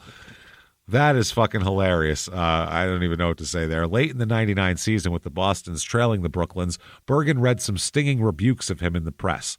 The Boston Post, which blamed him for the club's woes, wrote that Bergen has not a good friend on the team and patronizingly referred to him as a boy who will not mind. Okay. He won't do what he's told, apparently. He won't mind here. He had vowed to the reporter that he would never play for another team, but Sealy and Sodden talked openly of trading him. Under increasing stress, Bergen felt he was going to pieces. Near the end of the season, while catching against Philadelphia, he experienced a psychotic episode that caused him to give up so many passed balls that Sealy removed him from the game. He had a meltdown on the field, couldn't catch anymore. In game. Oh, my God. He had like a Knobloch or Steve Sachs or Rick Ankiel moment there. Yeah. So as a pitch reached the plate, the Springfield Republican reported months later Bergen would leap out of the way. What? So he wasn't even like going to catch and missed. He would get out of the way. Yeah, he had a meltdown here, letting the ball go by because he imagined someone was standing next to him and making a fierce stab at him with a knife. Wow. I think let's go back to schizophrenia. He's out of his fucking mind. He may need to be in a hospital. Yeah, the next day, a headline in the Boston Globe read, Bergen makes a farce of his position. And they said, Nichols pitches superbly, but his support is off. Bergen makes a farce of his position. I have the article right here. Lets a third strike pass with 2 men out. Seeley puts in Sullivan to catch the remainder of the game. They talk about Martin Bergen is responsible for the loss of the game, allowing the third strike to pass him with 2 men out and 2 men on bases, both scoring on the poor work. The home team won the game in this inning. Dolan led off with a single. Orth hit a grounder with Lowe fumbled long enough to lose a double play, but got his man at first. Thomas was struck out. Bergen threw wild to try for Dolan at second base, and the man went to third. Cross drew a base on balls and went to second as Bergen muffed the pitch. Delahanty was at sea on Nichols' clever work. The third strike was fast, and he missed it. So did Bergen, the ball going through him as if he were paper. 1 run scored, and his slow way of going for the ball let the second man in. Then Childs struck out. Nichols was provoked and made a big kick on the bench, and Sullivan was sent out to warm up as Seeley had had enough of Bergen for one day. The catcher still had a chance to redeem himself, but failed. In the 4th inning, Stahl singled and went to second on Collins' single to right. It was Stahl's play to keep on to third, but as with the rest of the Boston men, taking chances is played out. Bergen missed three cut curves and took his place on the bench. So he fucked up like crazy. As the season drew to a close with Wee Willie Keeler and the Brooklyn Bridegrooms, I forgot that was their name. The what? Bridegrooms. Come out and their uniforms were tuxedos. Wow. Must have been. Pulling away to beat Boston for the flag, Bergen's mental condition grew more acute. Though of average stature, 5'10", 170 pounds, he appeared to grow larger and more fearsome to his teammates, evolving into a semblance of James Waite in Conrad's N-word of the narcissist. Yeah. Oh, my God. Who inspired such fear among his mates that they shrank from even looking at him. Boston Club president Arthur Sodden told his boys to be careful around Bergen. He's the one who said, I think he's going to kill everybody. He sought remedies from doctors and importuned 3 Catholic priests. Maybe he's possessed. Maybe that's the problem. Run out of what happened? What the hell was that shit called? The elixir doesn't work? Well, maybe he's possessed. Maybe we'll get a priest in here. Bergen rarely missed a Sunday mass to still the demons he had nested in his soul. That's what nested in his soul is what they said. He brooded in the clubhouse, staring into the distance for hours. Bergen registered numerous complaints about his teammates throughout the years. From the other perspective, Bergen's bizarre actions took a toll on his teammates. According to the Boston Braves, by a book later on written about them, by the end of 1899, some didn't want him to return to the club, plus several were seriously concerned about their safety around the disgruntled player. Okay, yeah, so I think the Boston Bean Eaters turned into the Braves, possibly, not the Red Sox. Not sure. That's an interesting one. I forgot all about that. So Boston that year, he only played 72 games. He hit .258, and that's that. He made $2,100, though, so not bad. Kid Nichols, the pitcher, explained, Hall of Famer, how the catcher's important to the team. They said Baltimore beat us the next 3 years after we lost catcher Charlie Bennett. Then we got Marty Bergen from Kansas City and won the pennants again in 1897 and 1898. They said Bergen, though, was often the topic of trade rumors because of his moodiness, melancholy, inability to mesh with teammates, and penchant for sulking and leaving. The New York Giants owner Andrew Friedman tried to work a trade for the catcher on more than a few occasions. At the time of later on, most within the game assumed that he would be playing for the Giants in 1900. That's what everybody thinks is going to happen. Yeah. During his time in Boston, he had a lot of teammate problems. They said he suffered spells, quote, acted queerly, as people put it in those days. Yeah. Just means weird. Long before he joined the Boston club of the National League in 1896. And the fact that he had stuck there for over 4 years revealed how much a team was willing to endure to have him behind the plate. They said, though he was an adequate hitter, the Boston Scribblers had crowned him king of the catchers. He was the Charles Johnson of his day. You can tell when this article was written in the 90s. A nimble fielder with a bullwhip arm who could snap the ball to second base without so much as moving his feet. John Gaffney, one of the premier umpires of the times, never knew Bergen as a complainer, and this is an era noted for its theatrics. He said, I've been umpiring him for 4 years, and in that time he never raised a kick at any of my decisions. Okay, interesting. One said, the worst I ever heard him say was, Gaff, look out for the corners a little sharper. That's what he'd say to the ump. Hey, watch the corners. Yeah. No man could catch more gracefully or do with less apparent exertion than Bergen. Every move he made counted. He and Dick Buckley were the only two players I've ever seen who could throw to the bases without moving their feet. That was one of Martin's strongest points. It worked havoc with base runners. So at the end of 1999, there's several sources that say he had a broken hip somehow. Yeah? They said that. Or some shit? Don't know. They said, well, who knows? Farm work, maybe? Yeah. Right. The story goes that this injury was career-threatening and sent him into an even deeper depression. However, there's no evidence of him having a broken hip. So what's going to happen seems like just a further decline of his mental capacity here. Okay. So he said he had a lot of problems. He did have an operation for an abscess on his right hip on January 28th, 1899, which was a result of sliding near home plate. That's for sliding. But that didn't stop him from playing the whole year. They said there was lingering effects, maybe, possibly.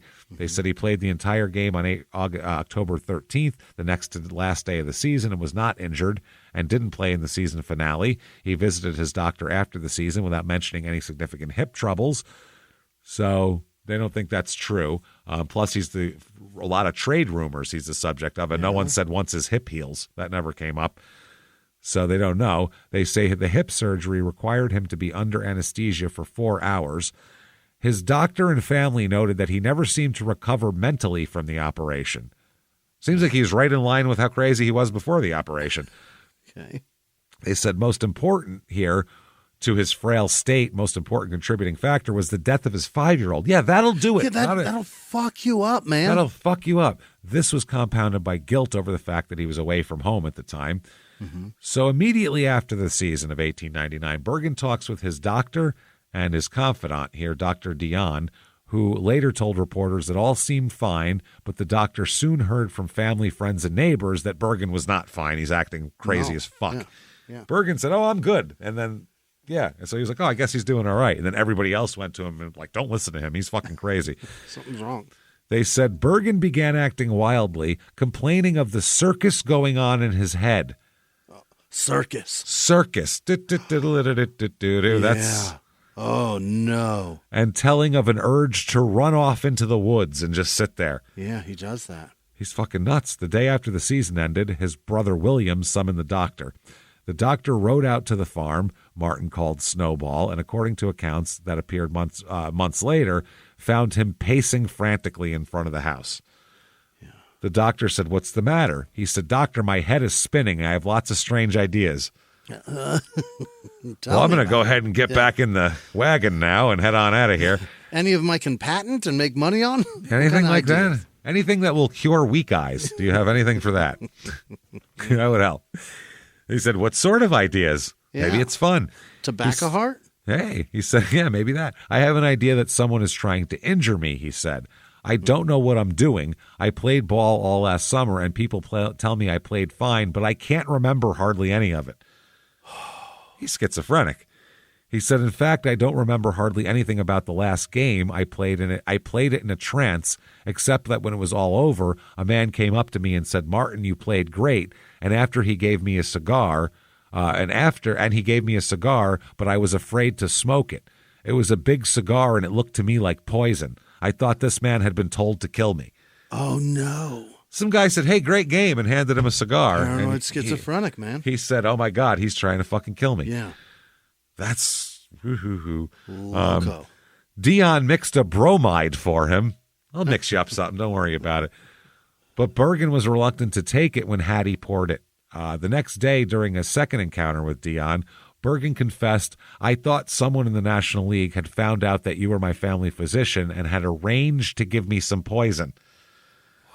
He didn't even trust his own doctor because he thought the league got to him and was trying to give him a poison concoction since he wouldn't smoke that cigar. Wow. He said, "I did not take it from my wife because I didn't wish hers to be the hand that poisoned me." Bergen told the reporter that he walked out on teams when he was seized by an uncontrollable urge to cut home. He told the doctor that he left the Bostons in July because he feared that players were trying to kill him, and that on his journey home he walked sideways through the cars so he could see his pursuers coming at him from either way. Oh, boy. Dude. Head on a swivel. These fucking people, they don't care. They're just trying to play baseball. What happened? And he's got mental problems. I feel bad for this guy. He's a fucking mess. This has got, imagine being in his head, dude. It's over, man. That's a mess. And also, we don't know if back then I don't know, the guys crowded the plate. Maybe they didn't wear helmets. I don't know if he got hit in the head a whole bunch or what the fuck's going on. But, well, if you're Stone Cold Steve Austin, that doesn't matter anyway. Doesn't matter. No. By the way, he's dumb. I never thought Stone Cold was dumb. I thought that was just his act. But when he said, "I don't believe in CTE," I said, "Wow, you're a fucking dummy." I don't believe in it. That makes me think you have it, you stupid asshole. So he described being frightened by teammates, feeling that they were out to kill him. He said he always sat sideways on the bench and in the clubhouse and on trains in case his teammates decided to attack. Let's get him. He was always looking for them to come attack him. That's why he sat in the corner of the train by himself so he could see anybody coming. He also believed that people in general, he wanted to quit baseball so he could get away from these people and stop being the constant subject of murder plots, you know? Right. He also believed that people in general, including the Boston team and other National League players, were plotting against him as well. The doctor gave him a bromide again and told him to repeat the dosage in 3 hours. However, the doctor did give him some advice that seemed to work. They said that Bergen chewed and sucked on tobacco constantly. The doctor suggested that he quit the habit as it was contributing to his nervousness and anxiety. They said he did that and felt better for a time. Okay. I mean, placebo is anything. You know what I mean? Yeah, you can say take this nothing for a time. Later, Dion had what he described as a nice, pleasant conversation with Bergen, who got up to leave his office and said, "This has been a pleasant talk, and it's strange how it has rattled me." Yeah, that is strange. Bergen also everything. Yeah, Bergen also confided in his pastor that he believed himself to be insane and feared his own actions, that he can't control them. Oh, no. He asked for help, but nobody did anything. He literally was going to he went to his priest, he went to his doctor, he went to everybody that he knew that possibly could help and asked for help, and nobody did anything. They gave him a bromide and said, "Stop chewing tobacco." That was all they gave him help-wise. That's all they could do. No one knew what to do every with time he this. leaves them, he doesn't feel good. It makes it worse. It's fucking crazy. Now, Hattie, his wife, because the doctor talked to his wife and said, "Are you scared of him at all?" Right. And she said, "No, not at all." She said, "I'm not scared of him for myself. I'm not scared for my children. I'm not scared for anybody here at this point. I got Florence and Joe at the house. They're doing great." Yeah. So in November, the doctor visited the farm again to attend to Hattie because she's got tuberculosis. Sure.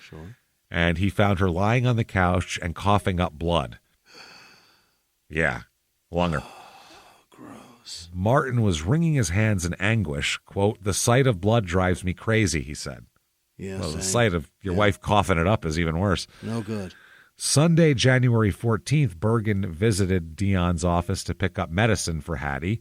Dion inquired about his health, and Bergen said that he visited a doctor in Kansas City during the summer.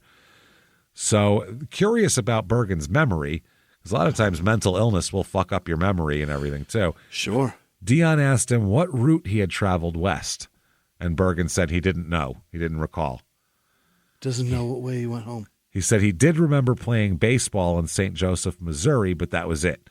As he left, he said, "It's been a very pleasant talk, and yet it's strange how it has rattled me. I'm almost crazy." And then he walked out. I think you're beyond crazy. Yeah. If crazy is a certain hill, you've gone over it. Yeah.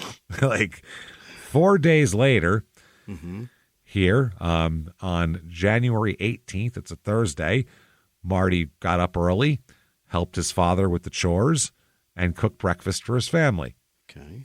He ordered $25 worth of groceries from Boston the day before, but had no sleigh with which to fetch the shit from town, so he stopped at Mrs. Daniel Collins' farm and asked to borrow hers. Yeah. She saw him walking his horse in harness onto her place, his 2 kids in tow, and she said, "Hello, here comes Farmer Bergen." And they said that the people around there, they said he was always nice. They never were.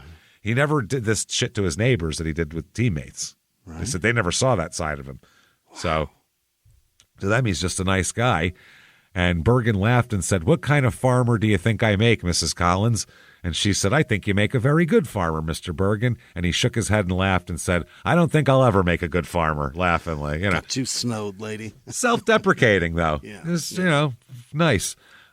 He hitched the horse to the sleigh and set out with his father for town, leaving the kids behind with the sleigh. "Mind if I borrow your sleigh and leave my kids for a while?" "No problem." Hang on to these for me. Try that now. Go to your next door neighbor and go, "Hey, can I borrow your car and just leave your kids here for a while? I'll be back in a couple hours." They'd be Keep an eye on my kids. I'll see you around. Fuck you. No. I'll be back when I'm done with your sleigh. So he does that. Once he goes, they go to the drugstore. Martin ran into his doctor, to whom he apologized for not having filled the prescription the doctor had given him on Sunday. He said that "I've only just gotten around to it," is what Bergen told the doctor. And, so they said the papers had been abuzz with trade talk involving Bergen. So one man in Reed's asked him, "Are you going to be playing ball, Martin?"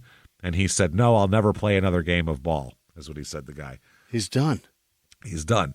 So Michael Bergen, I guess it's the father, stayed in town while Martin drove back to Mrs. Collins' place, where he picked up Florence and Joe and returned to his farm without his groceries, which had not arrived, that he went to pick up. The whole reason for going. Right. So now he's not getting along. By January 1900, he's not getting along with his father, Michael.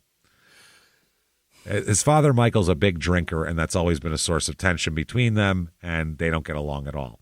So on the night of January 18th, when Michael was supposed to start living with the family on the farm, he came to the door, and Hattie wouldn't let him in the house because he was drunk. He was too drunk. And she said, "You're not coming in here all drunk around the kids."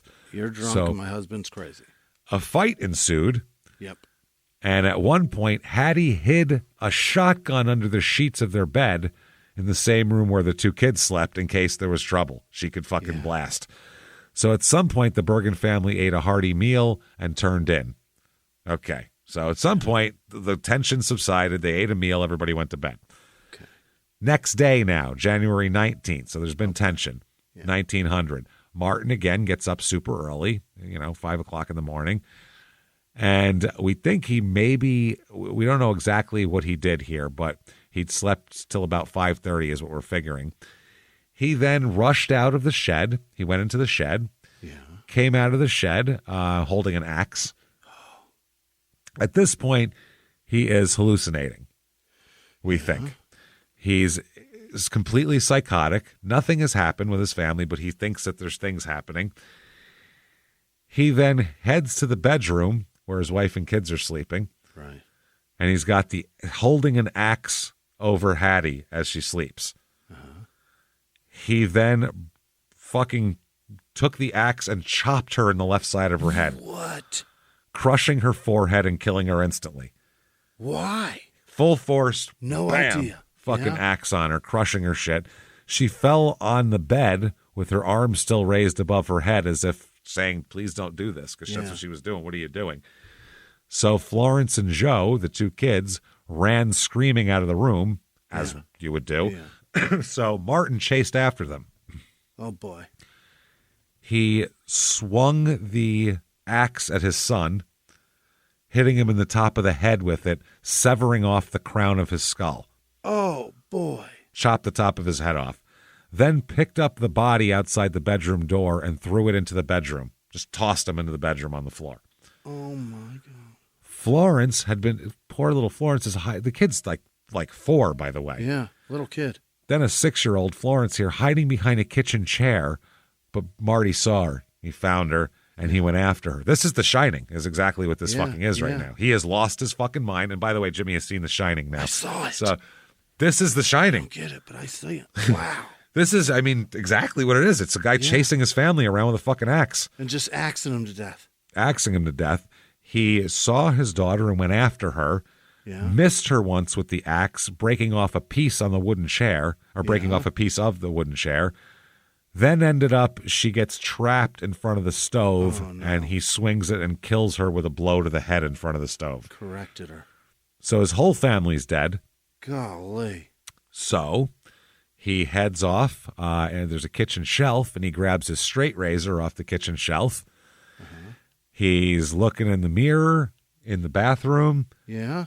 And cuts his own throat. What? With such force that he cut his own head half off. Wow. He fucking, it wasn't a little bit. There's no hesitation marks. He just went full force with a fucking straight razor. My God. Trying to cut his own head off. The razor fell on a table by the sink, and he died next to Florence on the kitchen floor. What the shit?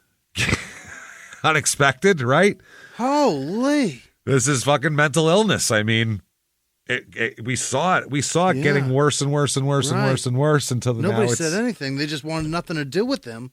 Yep. Until he isolates himself and takes his whole family. Fucking crazy. So later that morning, Dad, Michael, he was sleeping in the barn. He went to the house, tried to get in the front door, but it's locked. This. Yeah, the front door's locked, so he heard no movements inside. So he went to the neighbor's house and told her that the house is usually a lot of activity in them. There's two kids and all this shit going on. It's silent in there, and the curtains are all drawn. And Miss Collins said, go back and milk the cows and try to get into the house. So near noon, Michael let himself in through the shed, and that's when he saw the carnage by the stove. God. So the next day in the newspaper, whole family killed. Martin Bergen murders his wife and 2 children. He then nearly severed his own head with a razor. Savage blows had been rained upon victims with an axe, but little doubt that the unfortunate man had long been insane. He is angry and he nuts. Is fucking crazy. This might be the craziest fuck we've ever had in crime and sports. And we've had a lot of crazy people. Martin Bergen, well known as the catcher of the Boston baseball team, killed his wife and 2 children, then himself at his home in North Brookfield yesterday. It's believed that the crime was due to his insanity. It has been suspected for some time that Martin was a victim of mental derangement. His conduct in connection with his professional contracts and manager last season led up to the supposition at that time. The horrible discovery was first made by Michael Bergen, the father of Martin, who was staying at the house of a neighbor about a half mile from the scene of the murder. Mr. Bergen went to his son's house about 8 in the morning on Friday, but finding the curtains drawn, no signs of life, went back away without making an attempt to arouse. Man. That is wild. So about noon, he returned to the house, finding everything in the same condition when he left earlier in the day and tried the door. So then he did enter the house. As he passed, in a terrible sight greeted his eyes. Martin Bergen's body and that of the little girl, Florence, 6.5 years old, were lying on the kitchen floor, while the adjoining bedroom were the bodies of Mrs. Bergen and her 3-year-old son, Joseph. Mrs. Bergen was lying on the bed with her feet hanging over the side, while her hands were raised as though in supplication, or trying to ward off a blow. The little boy was lying on the floor with his brains oozing from a large wound in the head. He's got no cap to his head. He's like a pumpkin right now, like a jack-o'-lantern that you cut the fucking top of the head off. He's an Ed Gein bowl. Fuck, yeah, exactly. Mrs. Bergen's skull was terribly crushed, having evidently been struck more than one blow by the infuriated husband. Seems like she was the source of the target of the whole thing here. The appearance of the little girl also showed that a number of savage blows had been rained upon the top and side of her head. Bergen's throat had been cut with a razor, and the head was nearly severed from the body. Why did you just do that in the first place? Fuck, that's what I'm saying. Exactly. Mr. Bergen spread the alarm as quickly as possible, and the medical examiner, Norwood, and the local authorities were soon on the ground. In the bedroom was found an axe besmeared with blood, which was evidently the weapon with which the murders were committed. The ashes had been cleared out of the stove, the paper placed in position for lighting, but the kindling had not been put in. The beds in the house bore evidence of having been slept in Thursday night as usual. There were signs of warmth in the bodies of Mrs. Bergen and her husband when found, and all the circumstances seemed to indicate the murders had been committed but a short time before the elder Bergen had paid his first visit to the house. The medical examiner, after a careful examination of the bodies, expressed his opinion that the murders were committed by Martin Bergen and that the latter was without a doubt insane. Gee, you can see all this and go, he's insane? No shit. I'm gonna go out on a limb here. I can look at this scene and go, crazy fuck did this, right? Fuck. This motherfucker must have been nuts, man. He thought Mrs. Bergen was the first victim, that the boy and then the girl next received their fatal blows, and that after that he had slain all the rest of his family. Bergen stood before the looking glass with a razor, nearly severed his head from his body, reeled around, and fell lifeless to the floor. A chair that stood near the spot where the little girl lay had a large piece broken from it and had the appearance of having been struck a heavy blow from an axe, probably a blow that had been intended for the unfortunate victim. In view of all the facts ascertained, the medical examiner said that there would be no necessity for holding an autopsy. Well, he's got no top of his head, so that's why he's dead. That's the cause of death. Yeah. These I don't two think he had a heart attack. Crushed skulls, we'll say, so fuck it. Mrs. Bergen, the murdered woman, was 31 years of age, and Mrs. Harriet Gaines of Pittsfield married Martin Bergen about 7 years ago. We'll skip by that. Mrs. Ingram said Mrs. Bergen was a very nice woman. She said that while Martin was waiting upon her, she invited him to come to the house whenever he pleased, but he came there only once. They were married by Reverend Father Tweed in Worcester, and while the latter was there in his retreat at Holy Cross College. After their marriage, Mr. and Mrs. Bergen boarded with her for some time. Bergen was fussy and continually finding fault, and has continued to do this after they began keeping a house on a little farm called the Snowball Farm. Martin had frequently called upon Mrs. Ingram and was at her house only about 4 weeks ago. At that time, when asked about how matters were going at home, Mrs. Bergen replied, "Lovely." But Mrs. Ingram said that she surmised that the time that everything was not pleasant, and that, as Mrs. Bergen would have her believe. Well, yeah, the guys ended up killing people. Martin Bergen at times had been subject to fits of melancholy, and his actions had been the subject of comment among his friends and associates. This was noticeable in the last case, October, when he showed signs of insanity, and Father Tadier was called to see him. Okay, so that's all fucked up. My Christ. That is fucked up, man. I'll tell you that right now. He just snapped, killed the whole family, and then himself. His dad's lucky he wasn't in the fucking house. No shit.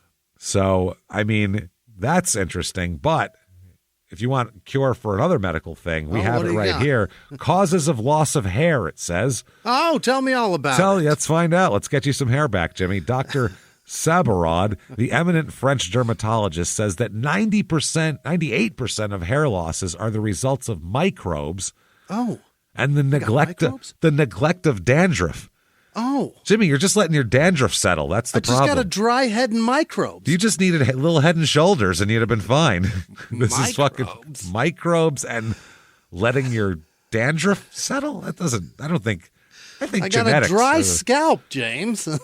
Wow. And microbes. Microbes. The antiseptic action of 7 Sutherland Sisters preparations kills microbes and removes dandruff. Microbes. You can't see them, but they're there. They're in there. Their constant use for a period will, by acting directly on the hair bulbs, furnish nourishment, vitality, and growing power to the impoverished roots and hair shafts, resulting in complete restoration. The shafts, yeah. Shafts. Fix my shafts, would you? Make my shafts better. Oh, my God. This is fucking funny, man. And then they talk about here, somebody tells a story of the murder here. This is from the Buffalo Times. As near as the circumstances indicate, Martin rose this morning around 5:30, dressed himself in his shirt, trousers, vest, and stockings, and went out to the kitchen. The paper and wood had been arranged in the stove the night before. Evidently, the fire in Martin's room had been similarly prepared to light. So he's got the fires ready. If you have fireplaces, you set them up and get them ready, and you just have to light them. So he said that Martin, for several weeks, had been doing most of the housework, but did not perform any of these tasks this morning. Apparently, he went immediately about the deadly work for which his deranged mind had pointed out before his arising. As he came into the kitchen, evidently the little ones, with their usual affection for their parent, ran out of their bedroom in their nightclothes to say good morning. The little girl, Florence, apparently seated herself in the chair just behind the stove. The axe was standing behind the stove, a common long-handled implement.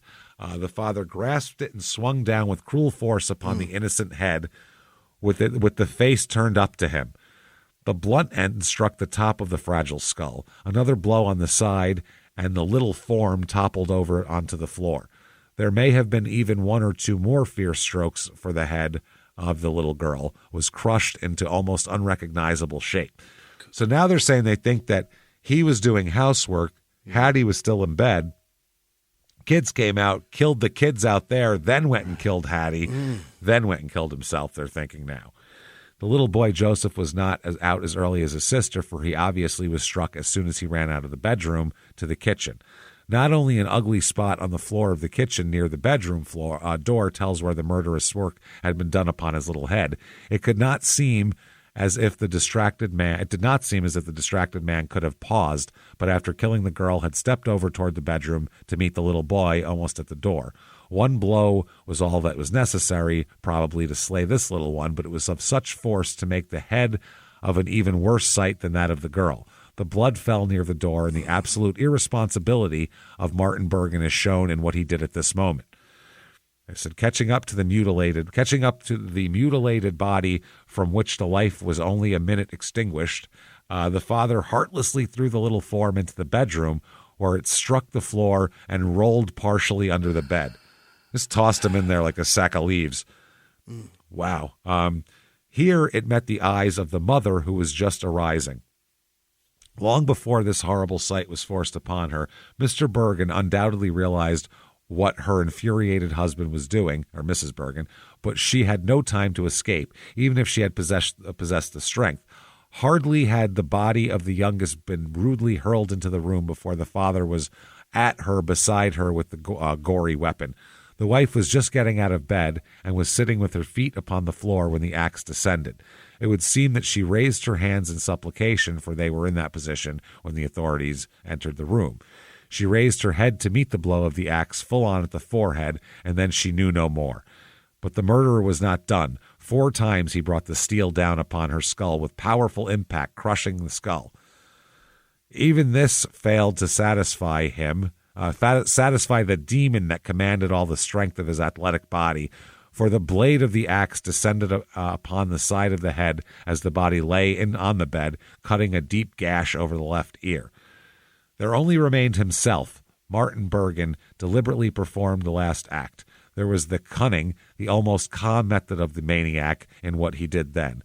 Walking around the bed by the side of the mangled body of his wife, I assume there's footprints you can see in the blood, and almost stepping over the misshapen mass that had been his idolized son, Martin stepped up to the small shelf on the wall where his razor was. He took out the blade, carefully closed it, and put the case back in its place, and stepped out into the kitchen to the mirror. The mirror is hung over the sink near the door leading to the shed and just opposite of the stove, in front of which the body of Florence lay. Bergen stood up before the glass to see that he made no weak and unsuccessful effort. With a firm hand, he grasped the razor for the one stroke that should accomplish his end. Throwing back his head and making sure that the steel would rupture the jugular vein, he made sure. Opened it up. He opened it up. He drew it viciously across his throat. The strength of no ordinary man was in that stroke, for the blade cut through the muscles, tissues, and veins, severing the larynx and coming within 4 inches of complete decapitation. There was no doubt the position of Bergen when he slashed his own throat, for on the mirror, in the sink, and on the table, on the drawn curtains, and even on the wainscoting of the wall were splatterings of red, which showed the copious hemorrhage from which followed. He had strength enough to lay the razor unsheathed on the table by the sink, and then he fell over on his face in the middle of the room. Did somebody kill him? How do you cut your head nearly off of your body and then calmly place the razor on a table? Yeah. What the fuck? Does Dad do this? Did his fucking dad do this? Does his dad kill everybody?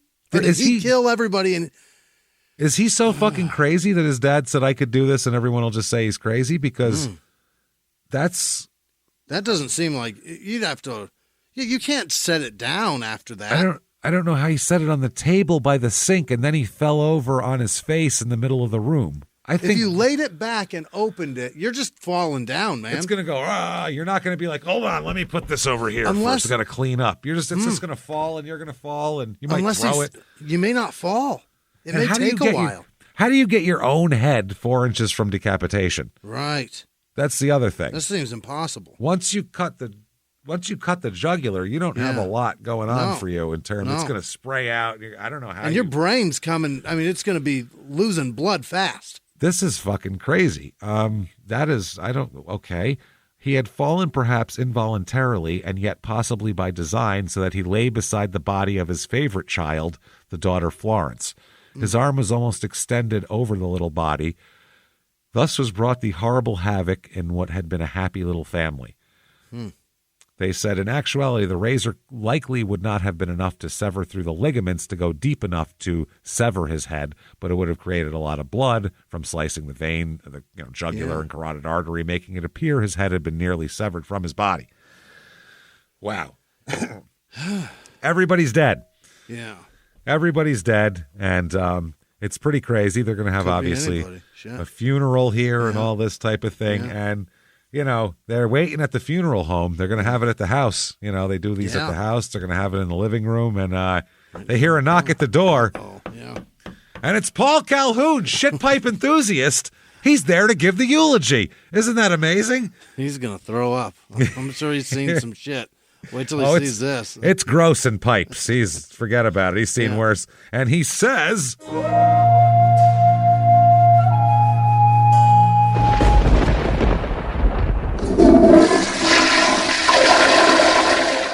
how is it you come to arrive here? What the? He's fucking dead. All right. Well, I guess all right. Okay. I prepared some remarks here for you. Gross. Yeah. Here lies a man and his family. A man we'll talk about here. He didn't understand what I was getting at. I said clean your shit pipes and smack your wife. I didn't say take an axe and fucking hit your wife 5 times in the head with it. I think he misunderstood my good-humored, thing I got going. It's a rhyme, you know what I mean? It don't mean it or nothing. And this guy, I think he went off the deep end a little bit. I'm exaggerating, it's humor, you know what I mean? Hee ha ha, and he killed kids and Jesus Christ, this is fucking dark, isn't it? I don't know, what am I doing here? This is crazy. They don't need any plumbing. I'm gonna get the fuck out of here because what are the caskets already? There's still child brain on the floor, so this is fucking weird. I don't even know why I'm here, but everybody... You don't need plumbing, you need new wainscoting. Need new wainscoting. Don't flush those flushable wipes, because trust me, they ain't flushable, number one. I'll leave you with that, and then I'll leave you with, call me for all your shit pipe needs. Thank you very much, everybody, and they clap, and there he goes. That's Paul Calhoun. He's gone, but he got a very famous obituary, which is very nice. Eulogy. What the fuck, man? So here is some reminiscing. This is from January 20th, 1900, so a day later. The Kansas City Times said Martin was of an erratic disposition and several times last summer disappeared from the team without notifying his manager or other players. Once he went home to North Brookfield and refused to play, alleging that he was not treated well by his fellow players. Now all these stories of him being crazy start to come out, which is interesting. Typical. Yeah. The owner of Boston said, while Bergen was with the team, we were always fearful lest Martin should commit some rash act. I have personally been of the opinion for some time that he was not of sane mind. He acted queerly while at home and while on the road. That's his business, what he's doing at home. He could be sucking all the dicks he wants in his house. Leave him alone. Stop looking in his bedroom window. Yeah, that's what I mean. He's got to draw the curtains closed, and that's that. And when he was on the road, he was worse. He was despondent and at times would stay away from his fellow members of the team. They're saying basically it's everybody going, I knew he was fucking crazy. Yeah, it's one of those everybody knew, but nobody said anything. Who said I knew it, but I mean, whatever. I knew it was coming. Manager Manning here said, I have seen many ball players who were hard to handle, but Bergen was the hardest of them all. Yeah. You could never tell what he was going to do, and consequently the director of the club always felt uneasy about him. If he took a notion not to play or to stay at home while the club went on a trip, there was no way of persuading him to change his mind, and the only thing to do was to put up with his strange actions. While he was with the Blues, he did not make any trouble in the sense that he caused an outbreak, but he had me and the players anxious for fear he would take a queer notion in his head. They're so afraid of take a queer notion and put his dick in my ear. Listen, pal. Notion that his head at some inappropriate time. We all tried to make things as pleasant as we could for him, and we realized his great value as a ball player, but he was a melancholy subject. Right. Kid Nichols said, quote, I'm afraid, this was a while ago, I'm afraid that Marty has seen his best days. His disposition has been so unruly for the past year that it has been almost impossible to depend on him and quite impossible to do anything with him. So, that said, you need to restore your manhood because I got something for you here. I mean, my hair's almost back. We're going to get your hair back. We're going to get you all. Your tobacco heart's going to be gone. It's going to be great. Nervita pills, Nervita pills, restore vitality, lost vigor, and manhood. Oh. Cure impotency. Fantastic. Nervita. Cure impotency, night emissions. Oh, and wet dreams. And or is wet it dreams. shit? If you Which just, is it? I think they mean wet dreams, but if you just, make it happen once in a while, that's probably open up the gates and you won't be all backed up. You got to clean out the pipes every once in a while, or else you're going to get some sludge in there. Yeah. Loss of memory, all wasting diseases, all effects of self-abuse or excess and indiscretion. That's jerking off, self-abuse, by the way. So. Make your dick hard, make you stop having wet dreams, or make you stop jerking it all the time. Either one. Any of those things bothering you? Can't get it up? Have to get it up? Either one? Anything in between? We got it. Always got it up. Wow. And indiscretion. What is self-abuse, or excess and indiscretion? Does that mean like in public you're jerking? You can't help but whip your cock out in public? I think that's what they're saying. They got pills to make sure that you don't expose yourself? Apparently a nerve tonic and blood builder. Builder. Yeah. Okay. Brings the pink glow to pale cheeks and restores the fire of youth. Okay. By mail, 50 cents per box, 6 boxes for $2.50. 50 cents gets you 60 pills, by the way. Wow. With our bankable guarantee to cure or refund the money paid. That's what it says. Send for circular and copy of our bankable guarantee bond. Nervita tablets, yellow label, extra strength, immediate results, positively guaranteed cure for loss of power, undeveloped or shrunken organs. What? Tiny dick.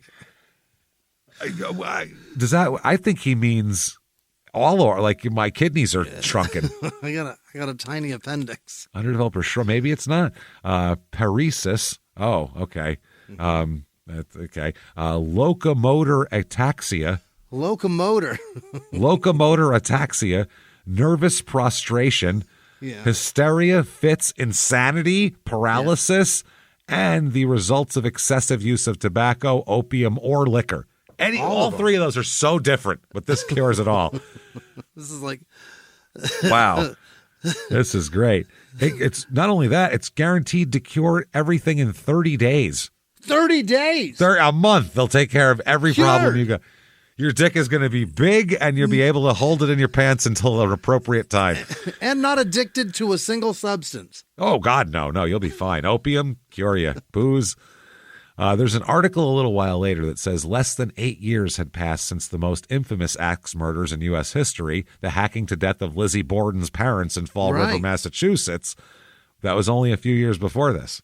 And we've never heard of this. Never heard of it. The Bergen murder-suicide would not achieve such long-lasting notoriety, but the story involving one of the most famous ball players of the day, which is crazy because we never even heard of him, was strung in black in the headlines of newspapers nationwide among the latest dispatches from the Boer War, which was going on at that time. Yeah. The horror of what took place on Snowball Farm not only plunged the little town of North Brookfield into mourning, but also fetched sleighs with bells ringing from around the countryside. Hundreds of people, some of them riding in horse-drawn taxi from town, gathered around the Bergen house and peered ghoulishly through the windows. Have a look, see what's in as doctors, policemen, and the coroner and the undertaker moved around the bodies trying to piece together what happened. Oh, not long after it happened, directly after. Directly. This was the Ed Gain farm, and this was in the 50s. Looking in the windows? They were standing on each other's shoulders looking in fucking windows. Wow. It was a crazy thing. Hundreds of people gathered to try to see the corpses and see them unbury them. And people made human pyramids to see over shit. It's crazy. What the fuck is wrong with us? We used to just be so disrespectful of that shit now. Wow. Thankfully, like societally now, we're like, let you fucking scumbag be a decent, let those motherfuckers breathe. There's a child with his head opened. Get out of here. Back then, like if somebody got 2 strands of hair of one of the victims, they'd sell it and shit. Like nobody gave a fuck. It was crazy. It was crazy. So they did that. The next day, in a steady rain, the bodies were taken in 3 hearses to the church in North Brookfield, where 800 mourners gathered inside to hear the service. At least that many stood outside. Yeah. Only 2 baseball people showed up at his funeral. Ooh. 2, which is crazy because he was playing a fucking year ago. Connie Mack is number 1, and Connie Mack was of the Milwaukee team at this point, it says, but I mean, he's a big-time guy. And sliding Billy Hamilton, who was Bergen's roommate on the road. I was going to say 100 hitting brother. Yeah, 170 brother. Jesse Burkett said, quote, "What a state of mind he must have been in." This is one of the Boston teammates that he had. He said that, holy shit, that's crazy. They had avoided him in life and not attended his funeral after his death. A number of them pleaded that they had mistakenly thought the service was on Sunday. We fucked up. We thought it was Sunday. It was tomorrow. And Seeley, the manager, did send flowers, though. That's nice. The burial was in a single broad grave. They just buried everybody together. One big hole. Oh, my God, in St. Joseph Cemetery. Bergen's good friend, T.H. Murnane, the writer and former ball player who had visited him at the farm 6 months earlier and found him standing and smiling with his 2 children in the barn doorway, sent 28 white flowers with a background of ferns and a note that said, "May these flowers speak a word of charity for Martin Bergen, who has done this insane deed." No kidding. He couldn't help it. The flowers were lying on Bergen's casket as the funeral train wound up the hill to the cemetery. So January 21st, 1990, it's all anybody can talk about. 1890, yeah. That's it's all 1899, so it's 1900. He says that they're talking about it at all. One local baseball guy said, quote, "I was never so surprised in all my life as when I read of Marty Bergen's awful deed. I knew the great catcher quite well, and he is the last man in the world I would have picked out for suicide." No kidding. I think because he was so paranoid about everybody else. I wonder if he even did it. That's what I mean. It's fucking crazy, but he's so crazy you don't know. Yeah, you can't tell. I knew he loved his wife and children to distraction. Like he would leave because he wanted to be home with them. Yeah. It doesn't make sense. He was always talking about them, and when the least little thing went wrong down home, Marty would leave his club without a moment's warning and rush down to Worcester. I believe he would have left the game in the middle of an inning to go home. This erratic propensity on his part has often left the Boston club in a hole, and it got such a source of annoyance that not only the club management but his fellow players got to kicking. This habit was especially disastrous to Boston on account of the fact the team had but 2 other catchers, both of whom were of an inferior stripe. Yeah. So last season, Bergen's, shall I call it mania? Well, his mania got so bad that he left the club in Philadelphia one day and didn't report again for a long time. There was much talk of releasing him. One guy said they settled the trouble some way, however, and Marty promised to reform. He played the season out and ever maintained his high standard of perfection behind the bat. In addition to his actions with reference to the club, it was said that with growing morbid and despondentness at times, he acted queerly. They love saying that. His domestic affairs seemed to prey on his mind, and although I do not know the immediate circumstances that led to this terrible crime, dude, to me, I don't know if it's like also he's so fucking crazy, and then his son dying really pushed him over the edge. Yeah. And just he couldn't get it together anymore. Why the family? I don't know. That's crazy. That's why he told the doctor, "I'm seeing shit. I don't know what I'm doing." And that was the day before. So, wow. They said it's certainly too bad that the game loses such a star as Bergen. He was without a doubt the greatest throwing catcher in the business. While he did not originate so many foxy plays as Mike Kelly, he was his equal in every way, and in many good respects was his superior. Yeah. Oh, man. That is fucking crazy. So, Here's another question I have for you. Can you have too much Johnson? Because this, let's find out from this ad Possibly. here. Margaret Theater, Anaconda, one night, January 24th, the greatest of all comedies, Too Much Johnson. Is that right? Just too much cock leaking. It's falling out down the pants leg, dragging on the floor. Anaconda. Yeah. Real Anaconda. Exactly. I love that. Anaconda by William Gillette, author of Secret Service and Sherlock Holmes, held by the enemy, private secretary, etc., etc. 300 nights in New York, 100 nights in Boston, 200 nights in London. Too much Johnson. Every lady's problem here. $1.75, 50 cents, and 35 cents to see this. Also, it's a movie? There's no movies back then. It's 1900. This it's is just a guy play. with too big of a dick? It's a play. I don't know what it's about. Oh, okay. Too much Johnson, maybe. Okay. I have no fucking clue. Could be. I doubt it back then, but maybe. Also, tapeworms. Any tapeworm problems? Just the Jerry? one. Yeah. Okay. A tapeworm 18 feet long at least came on the scene after my taking 2 cassorettes. This guy took this and shit out an 18-foot long tapeworm. 18-foot long tapeworm.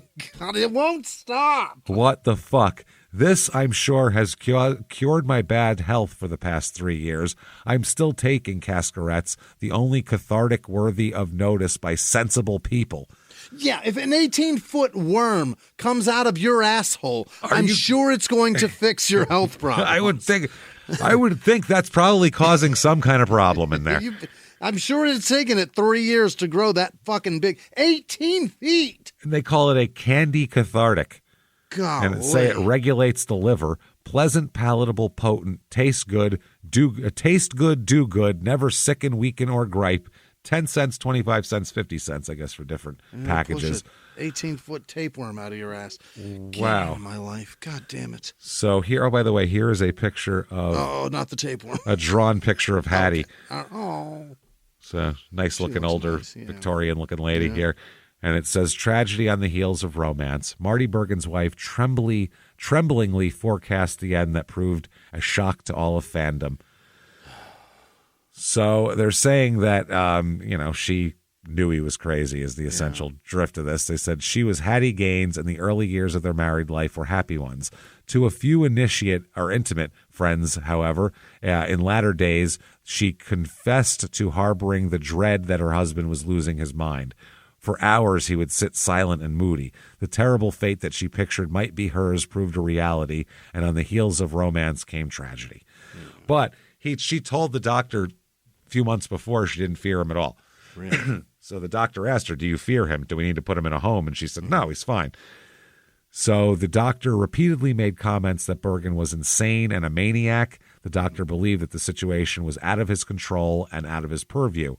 Finally acknowledging Bergen's mental illness, the Boston Globe's Tim Murnane wrote that Bergen was entitled to all the undivided sympathy of the baseball public, as well as players and directors. In the wake of the tragedy, North Brookfield made efforts to better educate professionals and the community about mental health issues. Then, the death of Bergen prevented him from ever playing against his brother Bill, who was also a major league catcher for the Cincinnati Reds and Brooklyn Superbas from 1901 to 1911. He came in the next year. Several years after the murder-suicide, Bill reminisced to a reporter about his brother, quote, "It was as if he was possessed. The demons got to him and never let him go." Holy. Jesus, that is very... I mean, you got to feel bad for, obviously, the kids, but I mean, you got to kind of feel bad for the guy who can't control it. He's his whole family. Mentally fucking... And before that, trying to keep it together on the road and do all that. Easy. It's fucking not easy. I mean, I feel bad for him, them, all these people, Jimmy, but not nearly as bad as I feel for Martin Bergen, creative professional, motion design, art direction, storytelling, and I will say looks exactly like you. Is that right? And I'm not talking just, I know the people post beard and it's the problem is it's your fault. Yeah. Because everyone on Earth has the exact same face as you now. So you can change it or look like every other person on Earth. That's up to you. If I shaved this, I still look like way too many people. Nope, you don't. You look like everybody now. The beard is the man bun of 2024. That's what it is. I don't know. Now. I can't. It's every single grow guy. Any hair, so I look like anybody that has stubble and bald. Which is every man over 40. 97% of men over 40 in the United States look exactly like you. So this isn't your fault. I'm just saying. But this is what he looks like, Jimmy. Holy shit. Yeah, he really looks like you. Like, honestly. Like, That's in the too bad. face. In the face and everything. Not just a beard and bald. It he's got looks the whole like shape. you. Yeah. He's a creative professional in Stockholm, Sweden. So you look like a Swedish man. That's cool. Maybe that's what real Stockholm syndrome is. Where we all look the same. Well, everyone looks the same. What else we got? Oh, Martin Bergen, bachelor student in Germany. Yeah, there we go. A bachelor student in Germany. And we also have Martin Bergen, who doped the Nags. What does he do? Jockey Martin Bergen put on the defense. He was a jockey. He put drugs in the horse? This is the same time of our Martin Bergen. Oh, wow. So that's fun in the papers if you're looking for him.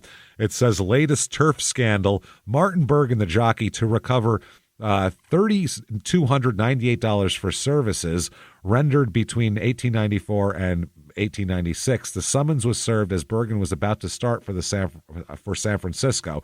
Dr. Buckley alleges that in May 1894, the defendant engaged him as a trainer, promising to, quote, fix him all right and pay for his board and lodging and traveling expenses. He asserted that Bergen owned several running horses, and as under the rules of Jockey Club, a jockey has an actual mount cannot own horses.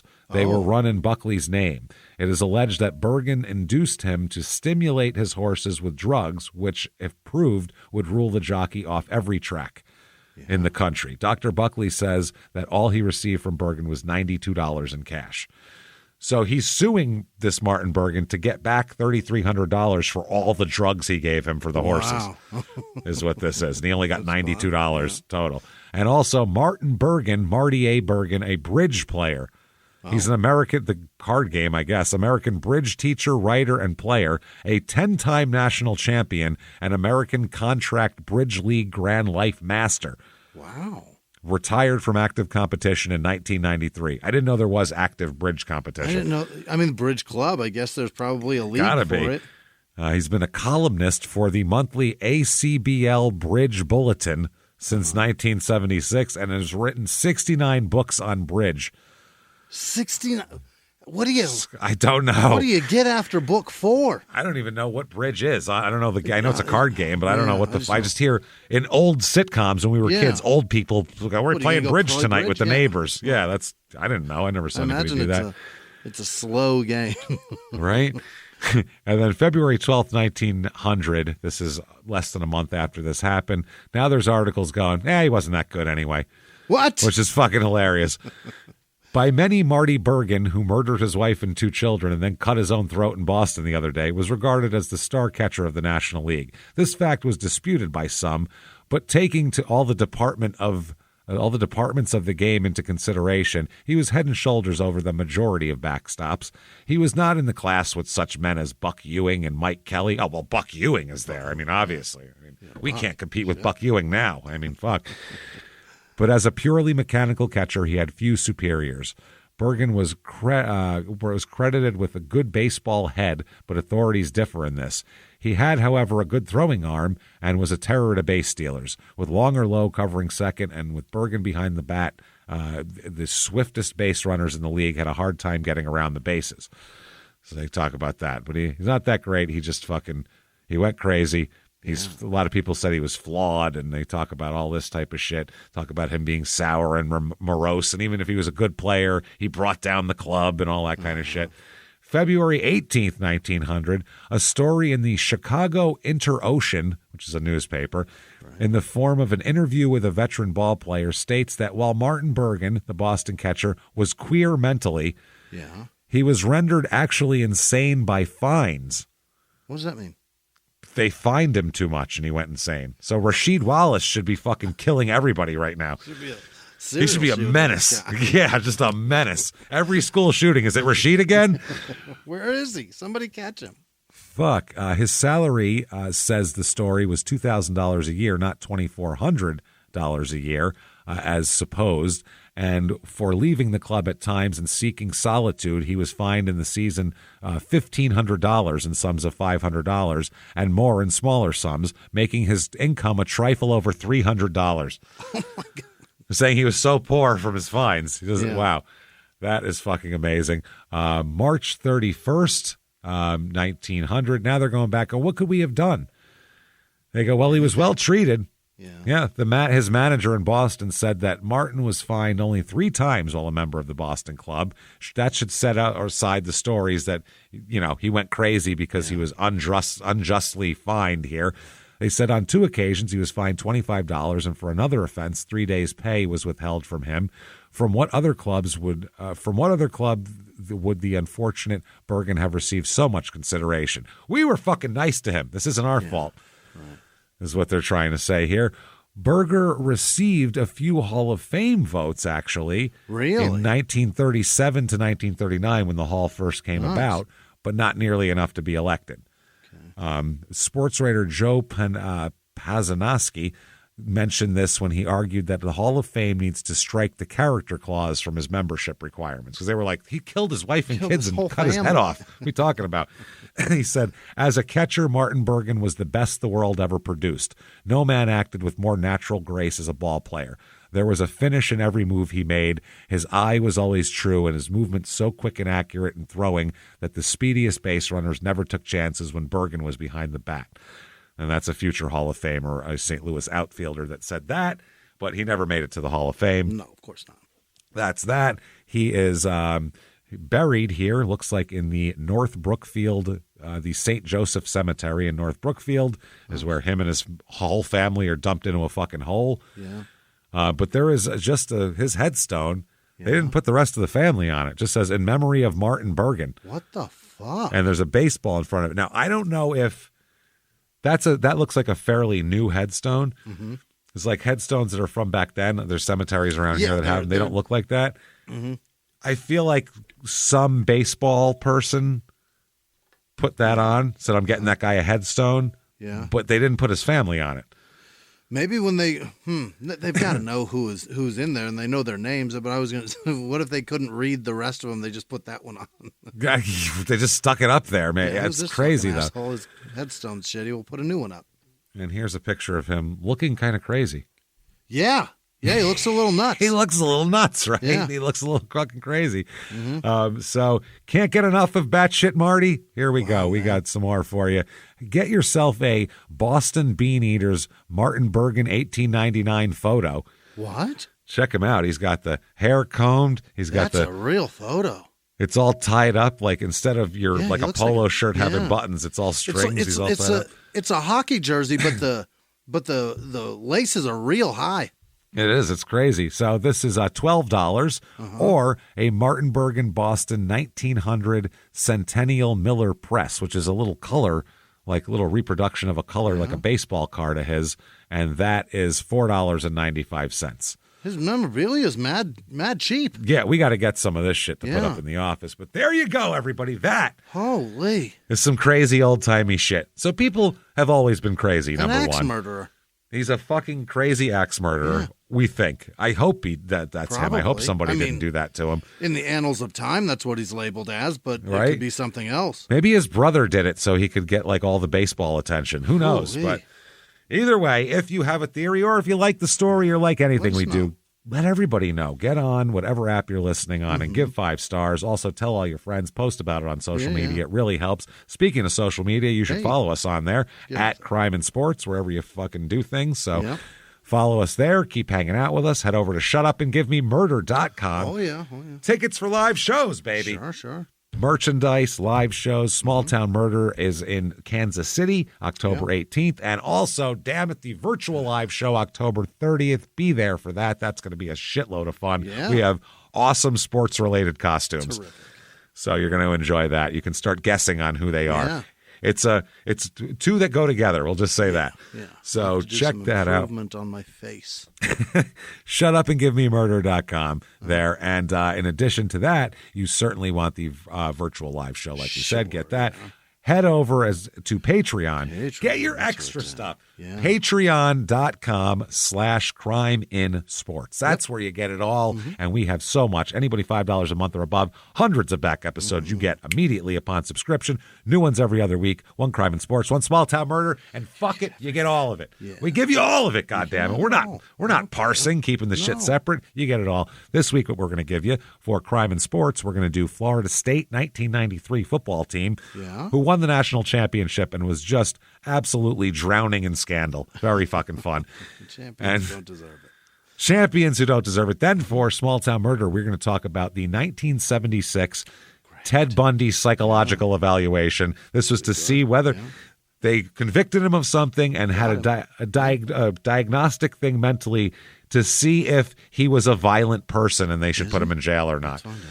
We'll find out all about it. I think we know the answer, but we'll find out what the doctor thought about it. That's patreon.com/crimeinsports. And you get a shout out at the end of the show, which comes, I don't know, right fucking now. Jimmie, hit me with the most wonderful people in the world who would never, ever, ever murder us all with an axe and then try to cut their own heads off. Give them to me right now. This week's executive producers are Joseph Armstrong, Elena Zemmel, Peyton Meadows, Thomas Lamar, and Kelly Story. And Alexis Snap. Happy birthday, Alexis. Thank you, Look and at happy you. birthday. Yeah. Other producers this week are Janice Hill, Chance Plofter, Platter, maybe Plotter. Those are very different words. Plafter. P. Laughter. That's what his last name is. He pees from laughter. Yeah. Katie Nemuth. Ariel Rose Walmsley. Patty Raines. Diana Carfire. Is that right? Carfire. Rachel Bronner, Josh would know last name. Wyatt Mitchell, Pam would know last name. Josie Tucker, Nan would know last name. Jordan Turcotte, Christina Sabol, Holly Beer. Jake Everett, Heidi Summerfield, Jennifer Fletcher, Anna Wenzel, Cassidy Spencer, Sean Riazzi, Christine Peterson. This show also brought to you by the letter K. Jessica Harden, Catherine Bell, Carla would know last name, Jack Elliott, Christine Kiefer, Chihuahua Bear, like the paint. Oh, okay. What's a Chihuahua? Is that a... You're asking me. Is that a place? I don't know. I don't know. Katie I thought you were would trying know to say last chalupa. name. I have no idea. Moving along. Katie with no last name. Ellen McCormick, Dylan Myers, Laura McLaughlin, Kristen Wallace, Lily with no last name, Adri Jacquinot. Jacquinot? What is Jackie? No? It's like an astronaut, but not. It looks like Jacquinot. Oh, all right. like Ashley McCabe, Stephanie Settle, Zachary Kratsass, Courtney Shepard, what is this? Brian Stimpson, Jenny Lust. That sounds like a porn star. Yeah. Larry Johnson. Probably not, but I'd love it. I'm sure it's Grandmama. CC Martin. Give that money back to your children, you deadbeat dad. Courtney Stop Kruger. giving us money. Take care of your kids first. Only Larry Johnson. The rest of you give us money. Yeah. Julie with no last name. AJ Merle. Chris with no last name. Lindley Martin. Gail Tina. Shayla O'Keefe. Emma Schweiger. Destiny Neeson. Ben and Linnea Walker. Nikki Gagon. Do you remember that was in Dirty Dancing? He held her fingers to his chest. Yeah. Right. Hanson, Rachel Kazanas. Is that a second time Kazanas? Maybe. It is. No, that's Kratsass. It's two Kazanas and Kratsass. Wow. Thank you. All the cats in your ass, people. We appreciate it. Tracy B. Max with no last name. Crystal Alquist. Stephanie Chappelle. Dr. Lars Hawkins. Ann Carmich, Denise Eblin, Jenny O'Malley, God damn it, Amanda Cabral, Lucas Burr, Barry McCockiner. Sure, that's your name, you son of a bitch. Michael Swink, Heather Helms. Very mature. You can watch My Children. Beth Foster, Mike Hunt, another guy who's got a really fascinating name that's a pain in the ass when he goes missing in stores. Cheryl Teal, Dagoneus. Dagoneus? Dagon, not going to work. Catherine Kerr, Brooke Hansen, Kit McLeod. Oh, Kit Cloud Kicker. Jennifer Harriman. Jonathan Yoder, Cameraman. Bill Dickensheets. Probably not. Aaron with no last name. Stephanie Martin, L. Henderson, Carly Jack B, Michelle Shaw, Barrett Chamberlain, Tiffany Rector. Barely knew her. Angie L. Jen Trujillo. That was coming. Barely knew I was going to say it. Mary Carr, Scott Kaminer, James Mitchell, Vape God, Michael with no last name, Jonathan Wilson, Martha with no last name, Leah Callis, Cals Someone maybe. made their name Vape God. Think about that. Can It's you believe it? hilarious. Vape God. They are one of those ring blowers. Casey with no last name, Vape God. Vape God. I'm going to be the first one to die of whatever this shit gives me. Whatever strange disease they come up with next from this crazy shit. Broccoli lung. Lena with no last name. Andrea with no last name. Carrie Keeler. Anthony Picking. All right, Picking. All right, Peking. A and B. This show brought to you by the letters A and B. Linda Fannin, Carl Whitaker, Bill T, Lisa Norris, Chuck's daughter, Sherry with no last name, Carlos Montoya, Jens, what is that? That's a fucking European name, right? Jens? Yeah, Jens. Is Jens Heilested? Oh, Kelly boy. R. There's a Heil in there, so you know it's European. We wouldn't approve of that shit. No heiling in America anymore. We don't do that. Chris Avera, Rachel Stenzel, Dwayne Wolf, JMC, Ari Woodyard, Sarah with no last name, Hill Dolly, Will Walton, Greg Lemke, Gabriella with no last name, Sierra Bretnacher, Jamie LaRose, Oscar, and Isidro Guerrero. All right. Chloe Alexander, Mikkel Beckberry, Leona G, Nicole Gordon, Tracy Connor, Kat with no last name, Deirdre Marsh. What is this? It's got to be Christy. I got that. It can't be Keisty. Delp, Mike maybe. with no last name, Tyler Jones, Eva, fucking Milnikova, Mlinikova. Big Country, Jeff S., Samantha Farrell, Pharrell, Brian maybe. Reeves gave us money? It appears so. Wow. Thanks. Borderland Kennels, EPTX. Sharon Kuziak, Paula Cruz, Ashley Flynn, Aiden Murphy, Maria Bonaire, Tammy Joe, Savannah DeVito, Dave Hughes, Lily Nygaard, Dave with no last name, Stephanie Bonner, Jason Wolf, Heather Buchanan, Jeff Kirk, Lindsay Golden, Megan Hartman, Brittany Blackwell, Melissa Henry, Ashley with no last name, Dent with no last name, Jacob K, M. Kastroskas. Aggressive. Yeah, Paula Jackson, Lauren Pippin, probably somebody Obviously, related. somebody, yeah. Clearly. Tracy Someone who's Poet. fucking Michael Jordan's kid. Tracy, you're terrific. Tristan M. Climate change related anxiety. Boy, don't I know it. And Angela with no last name. Sarah O'Brien, Jenny Miller, Blake Perry, Patty with no last name, Jessica Smedley, Captain Whisker Dick. All right, Whiskey Dick, not Whisker Dick. Yeah, Whisker Dick. Very skinny. Very skinny dick. Very hairy. Very hairy. Skinny dick. Christopher June, Gail Tana, Mikey with no last name, Kezia with no last name, Natalie Myers, Connie Smith, Quinlan with no last name, Veronica Love, Jill Sellers, Kelly Marriott, Christine C. Mello, Sarah Nielsen, Diana Crowder, Viviana Hernandez, Dominic Chester, and all of our patrons. Of course, you're amazing. Thank you. Thank you so much, everybody, for all that you do for us. Honestly, we can't tell you how much we appreciate it. Keep coming back. Keep hanging out with us. You want to follow us on social media, shutupandgivememurder.com has the drop-down menu and links to every goddamn thing you could possibly want. So keep coming back. Keep coming and hanging out with us. We are not going away. So live from the Crime and Sports Studios, we'll see you next week. Bye.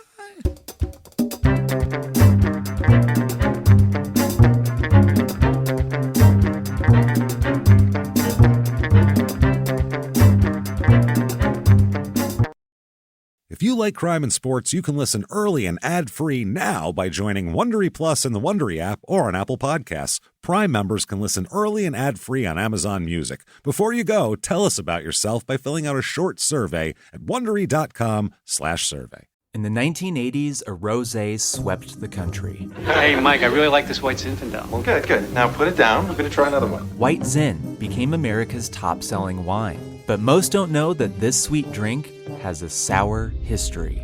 What began in 1986 with counterfeit bottles, A big fraud, a multi-million-dollar fraud, sent investigators chasing one of the most powerful families in the business, the Licciardis. But the closer the feds got to them, the more dangerous things became. It's a story of deceit. At the time, I was paranoid.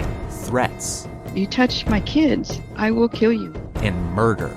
with a .22 caliber bullet to the head. What started with a scheme to mislabel wine spilled into a blood-soaked battle for succession. Welcome to Bloodvines. You can binge listen to Bloodvines exclusively and ad-free on Wondery Plus. Join Wondery Plus in the Wondery app, Apple Podcasts, or Spotify.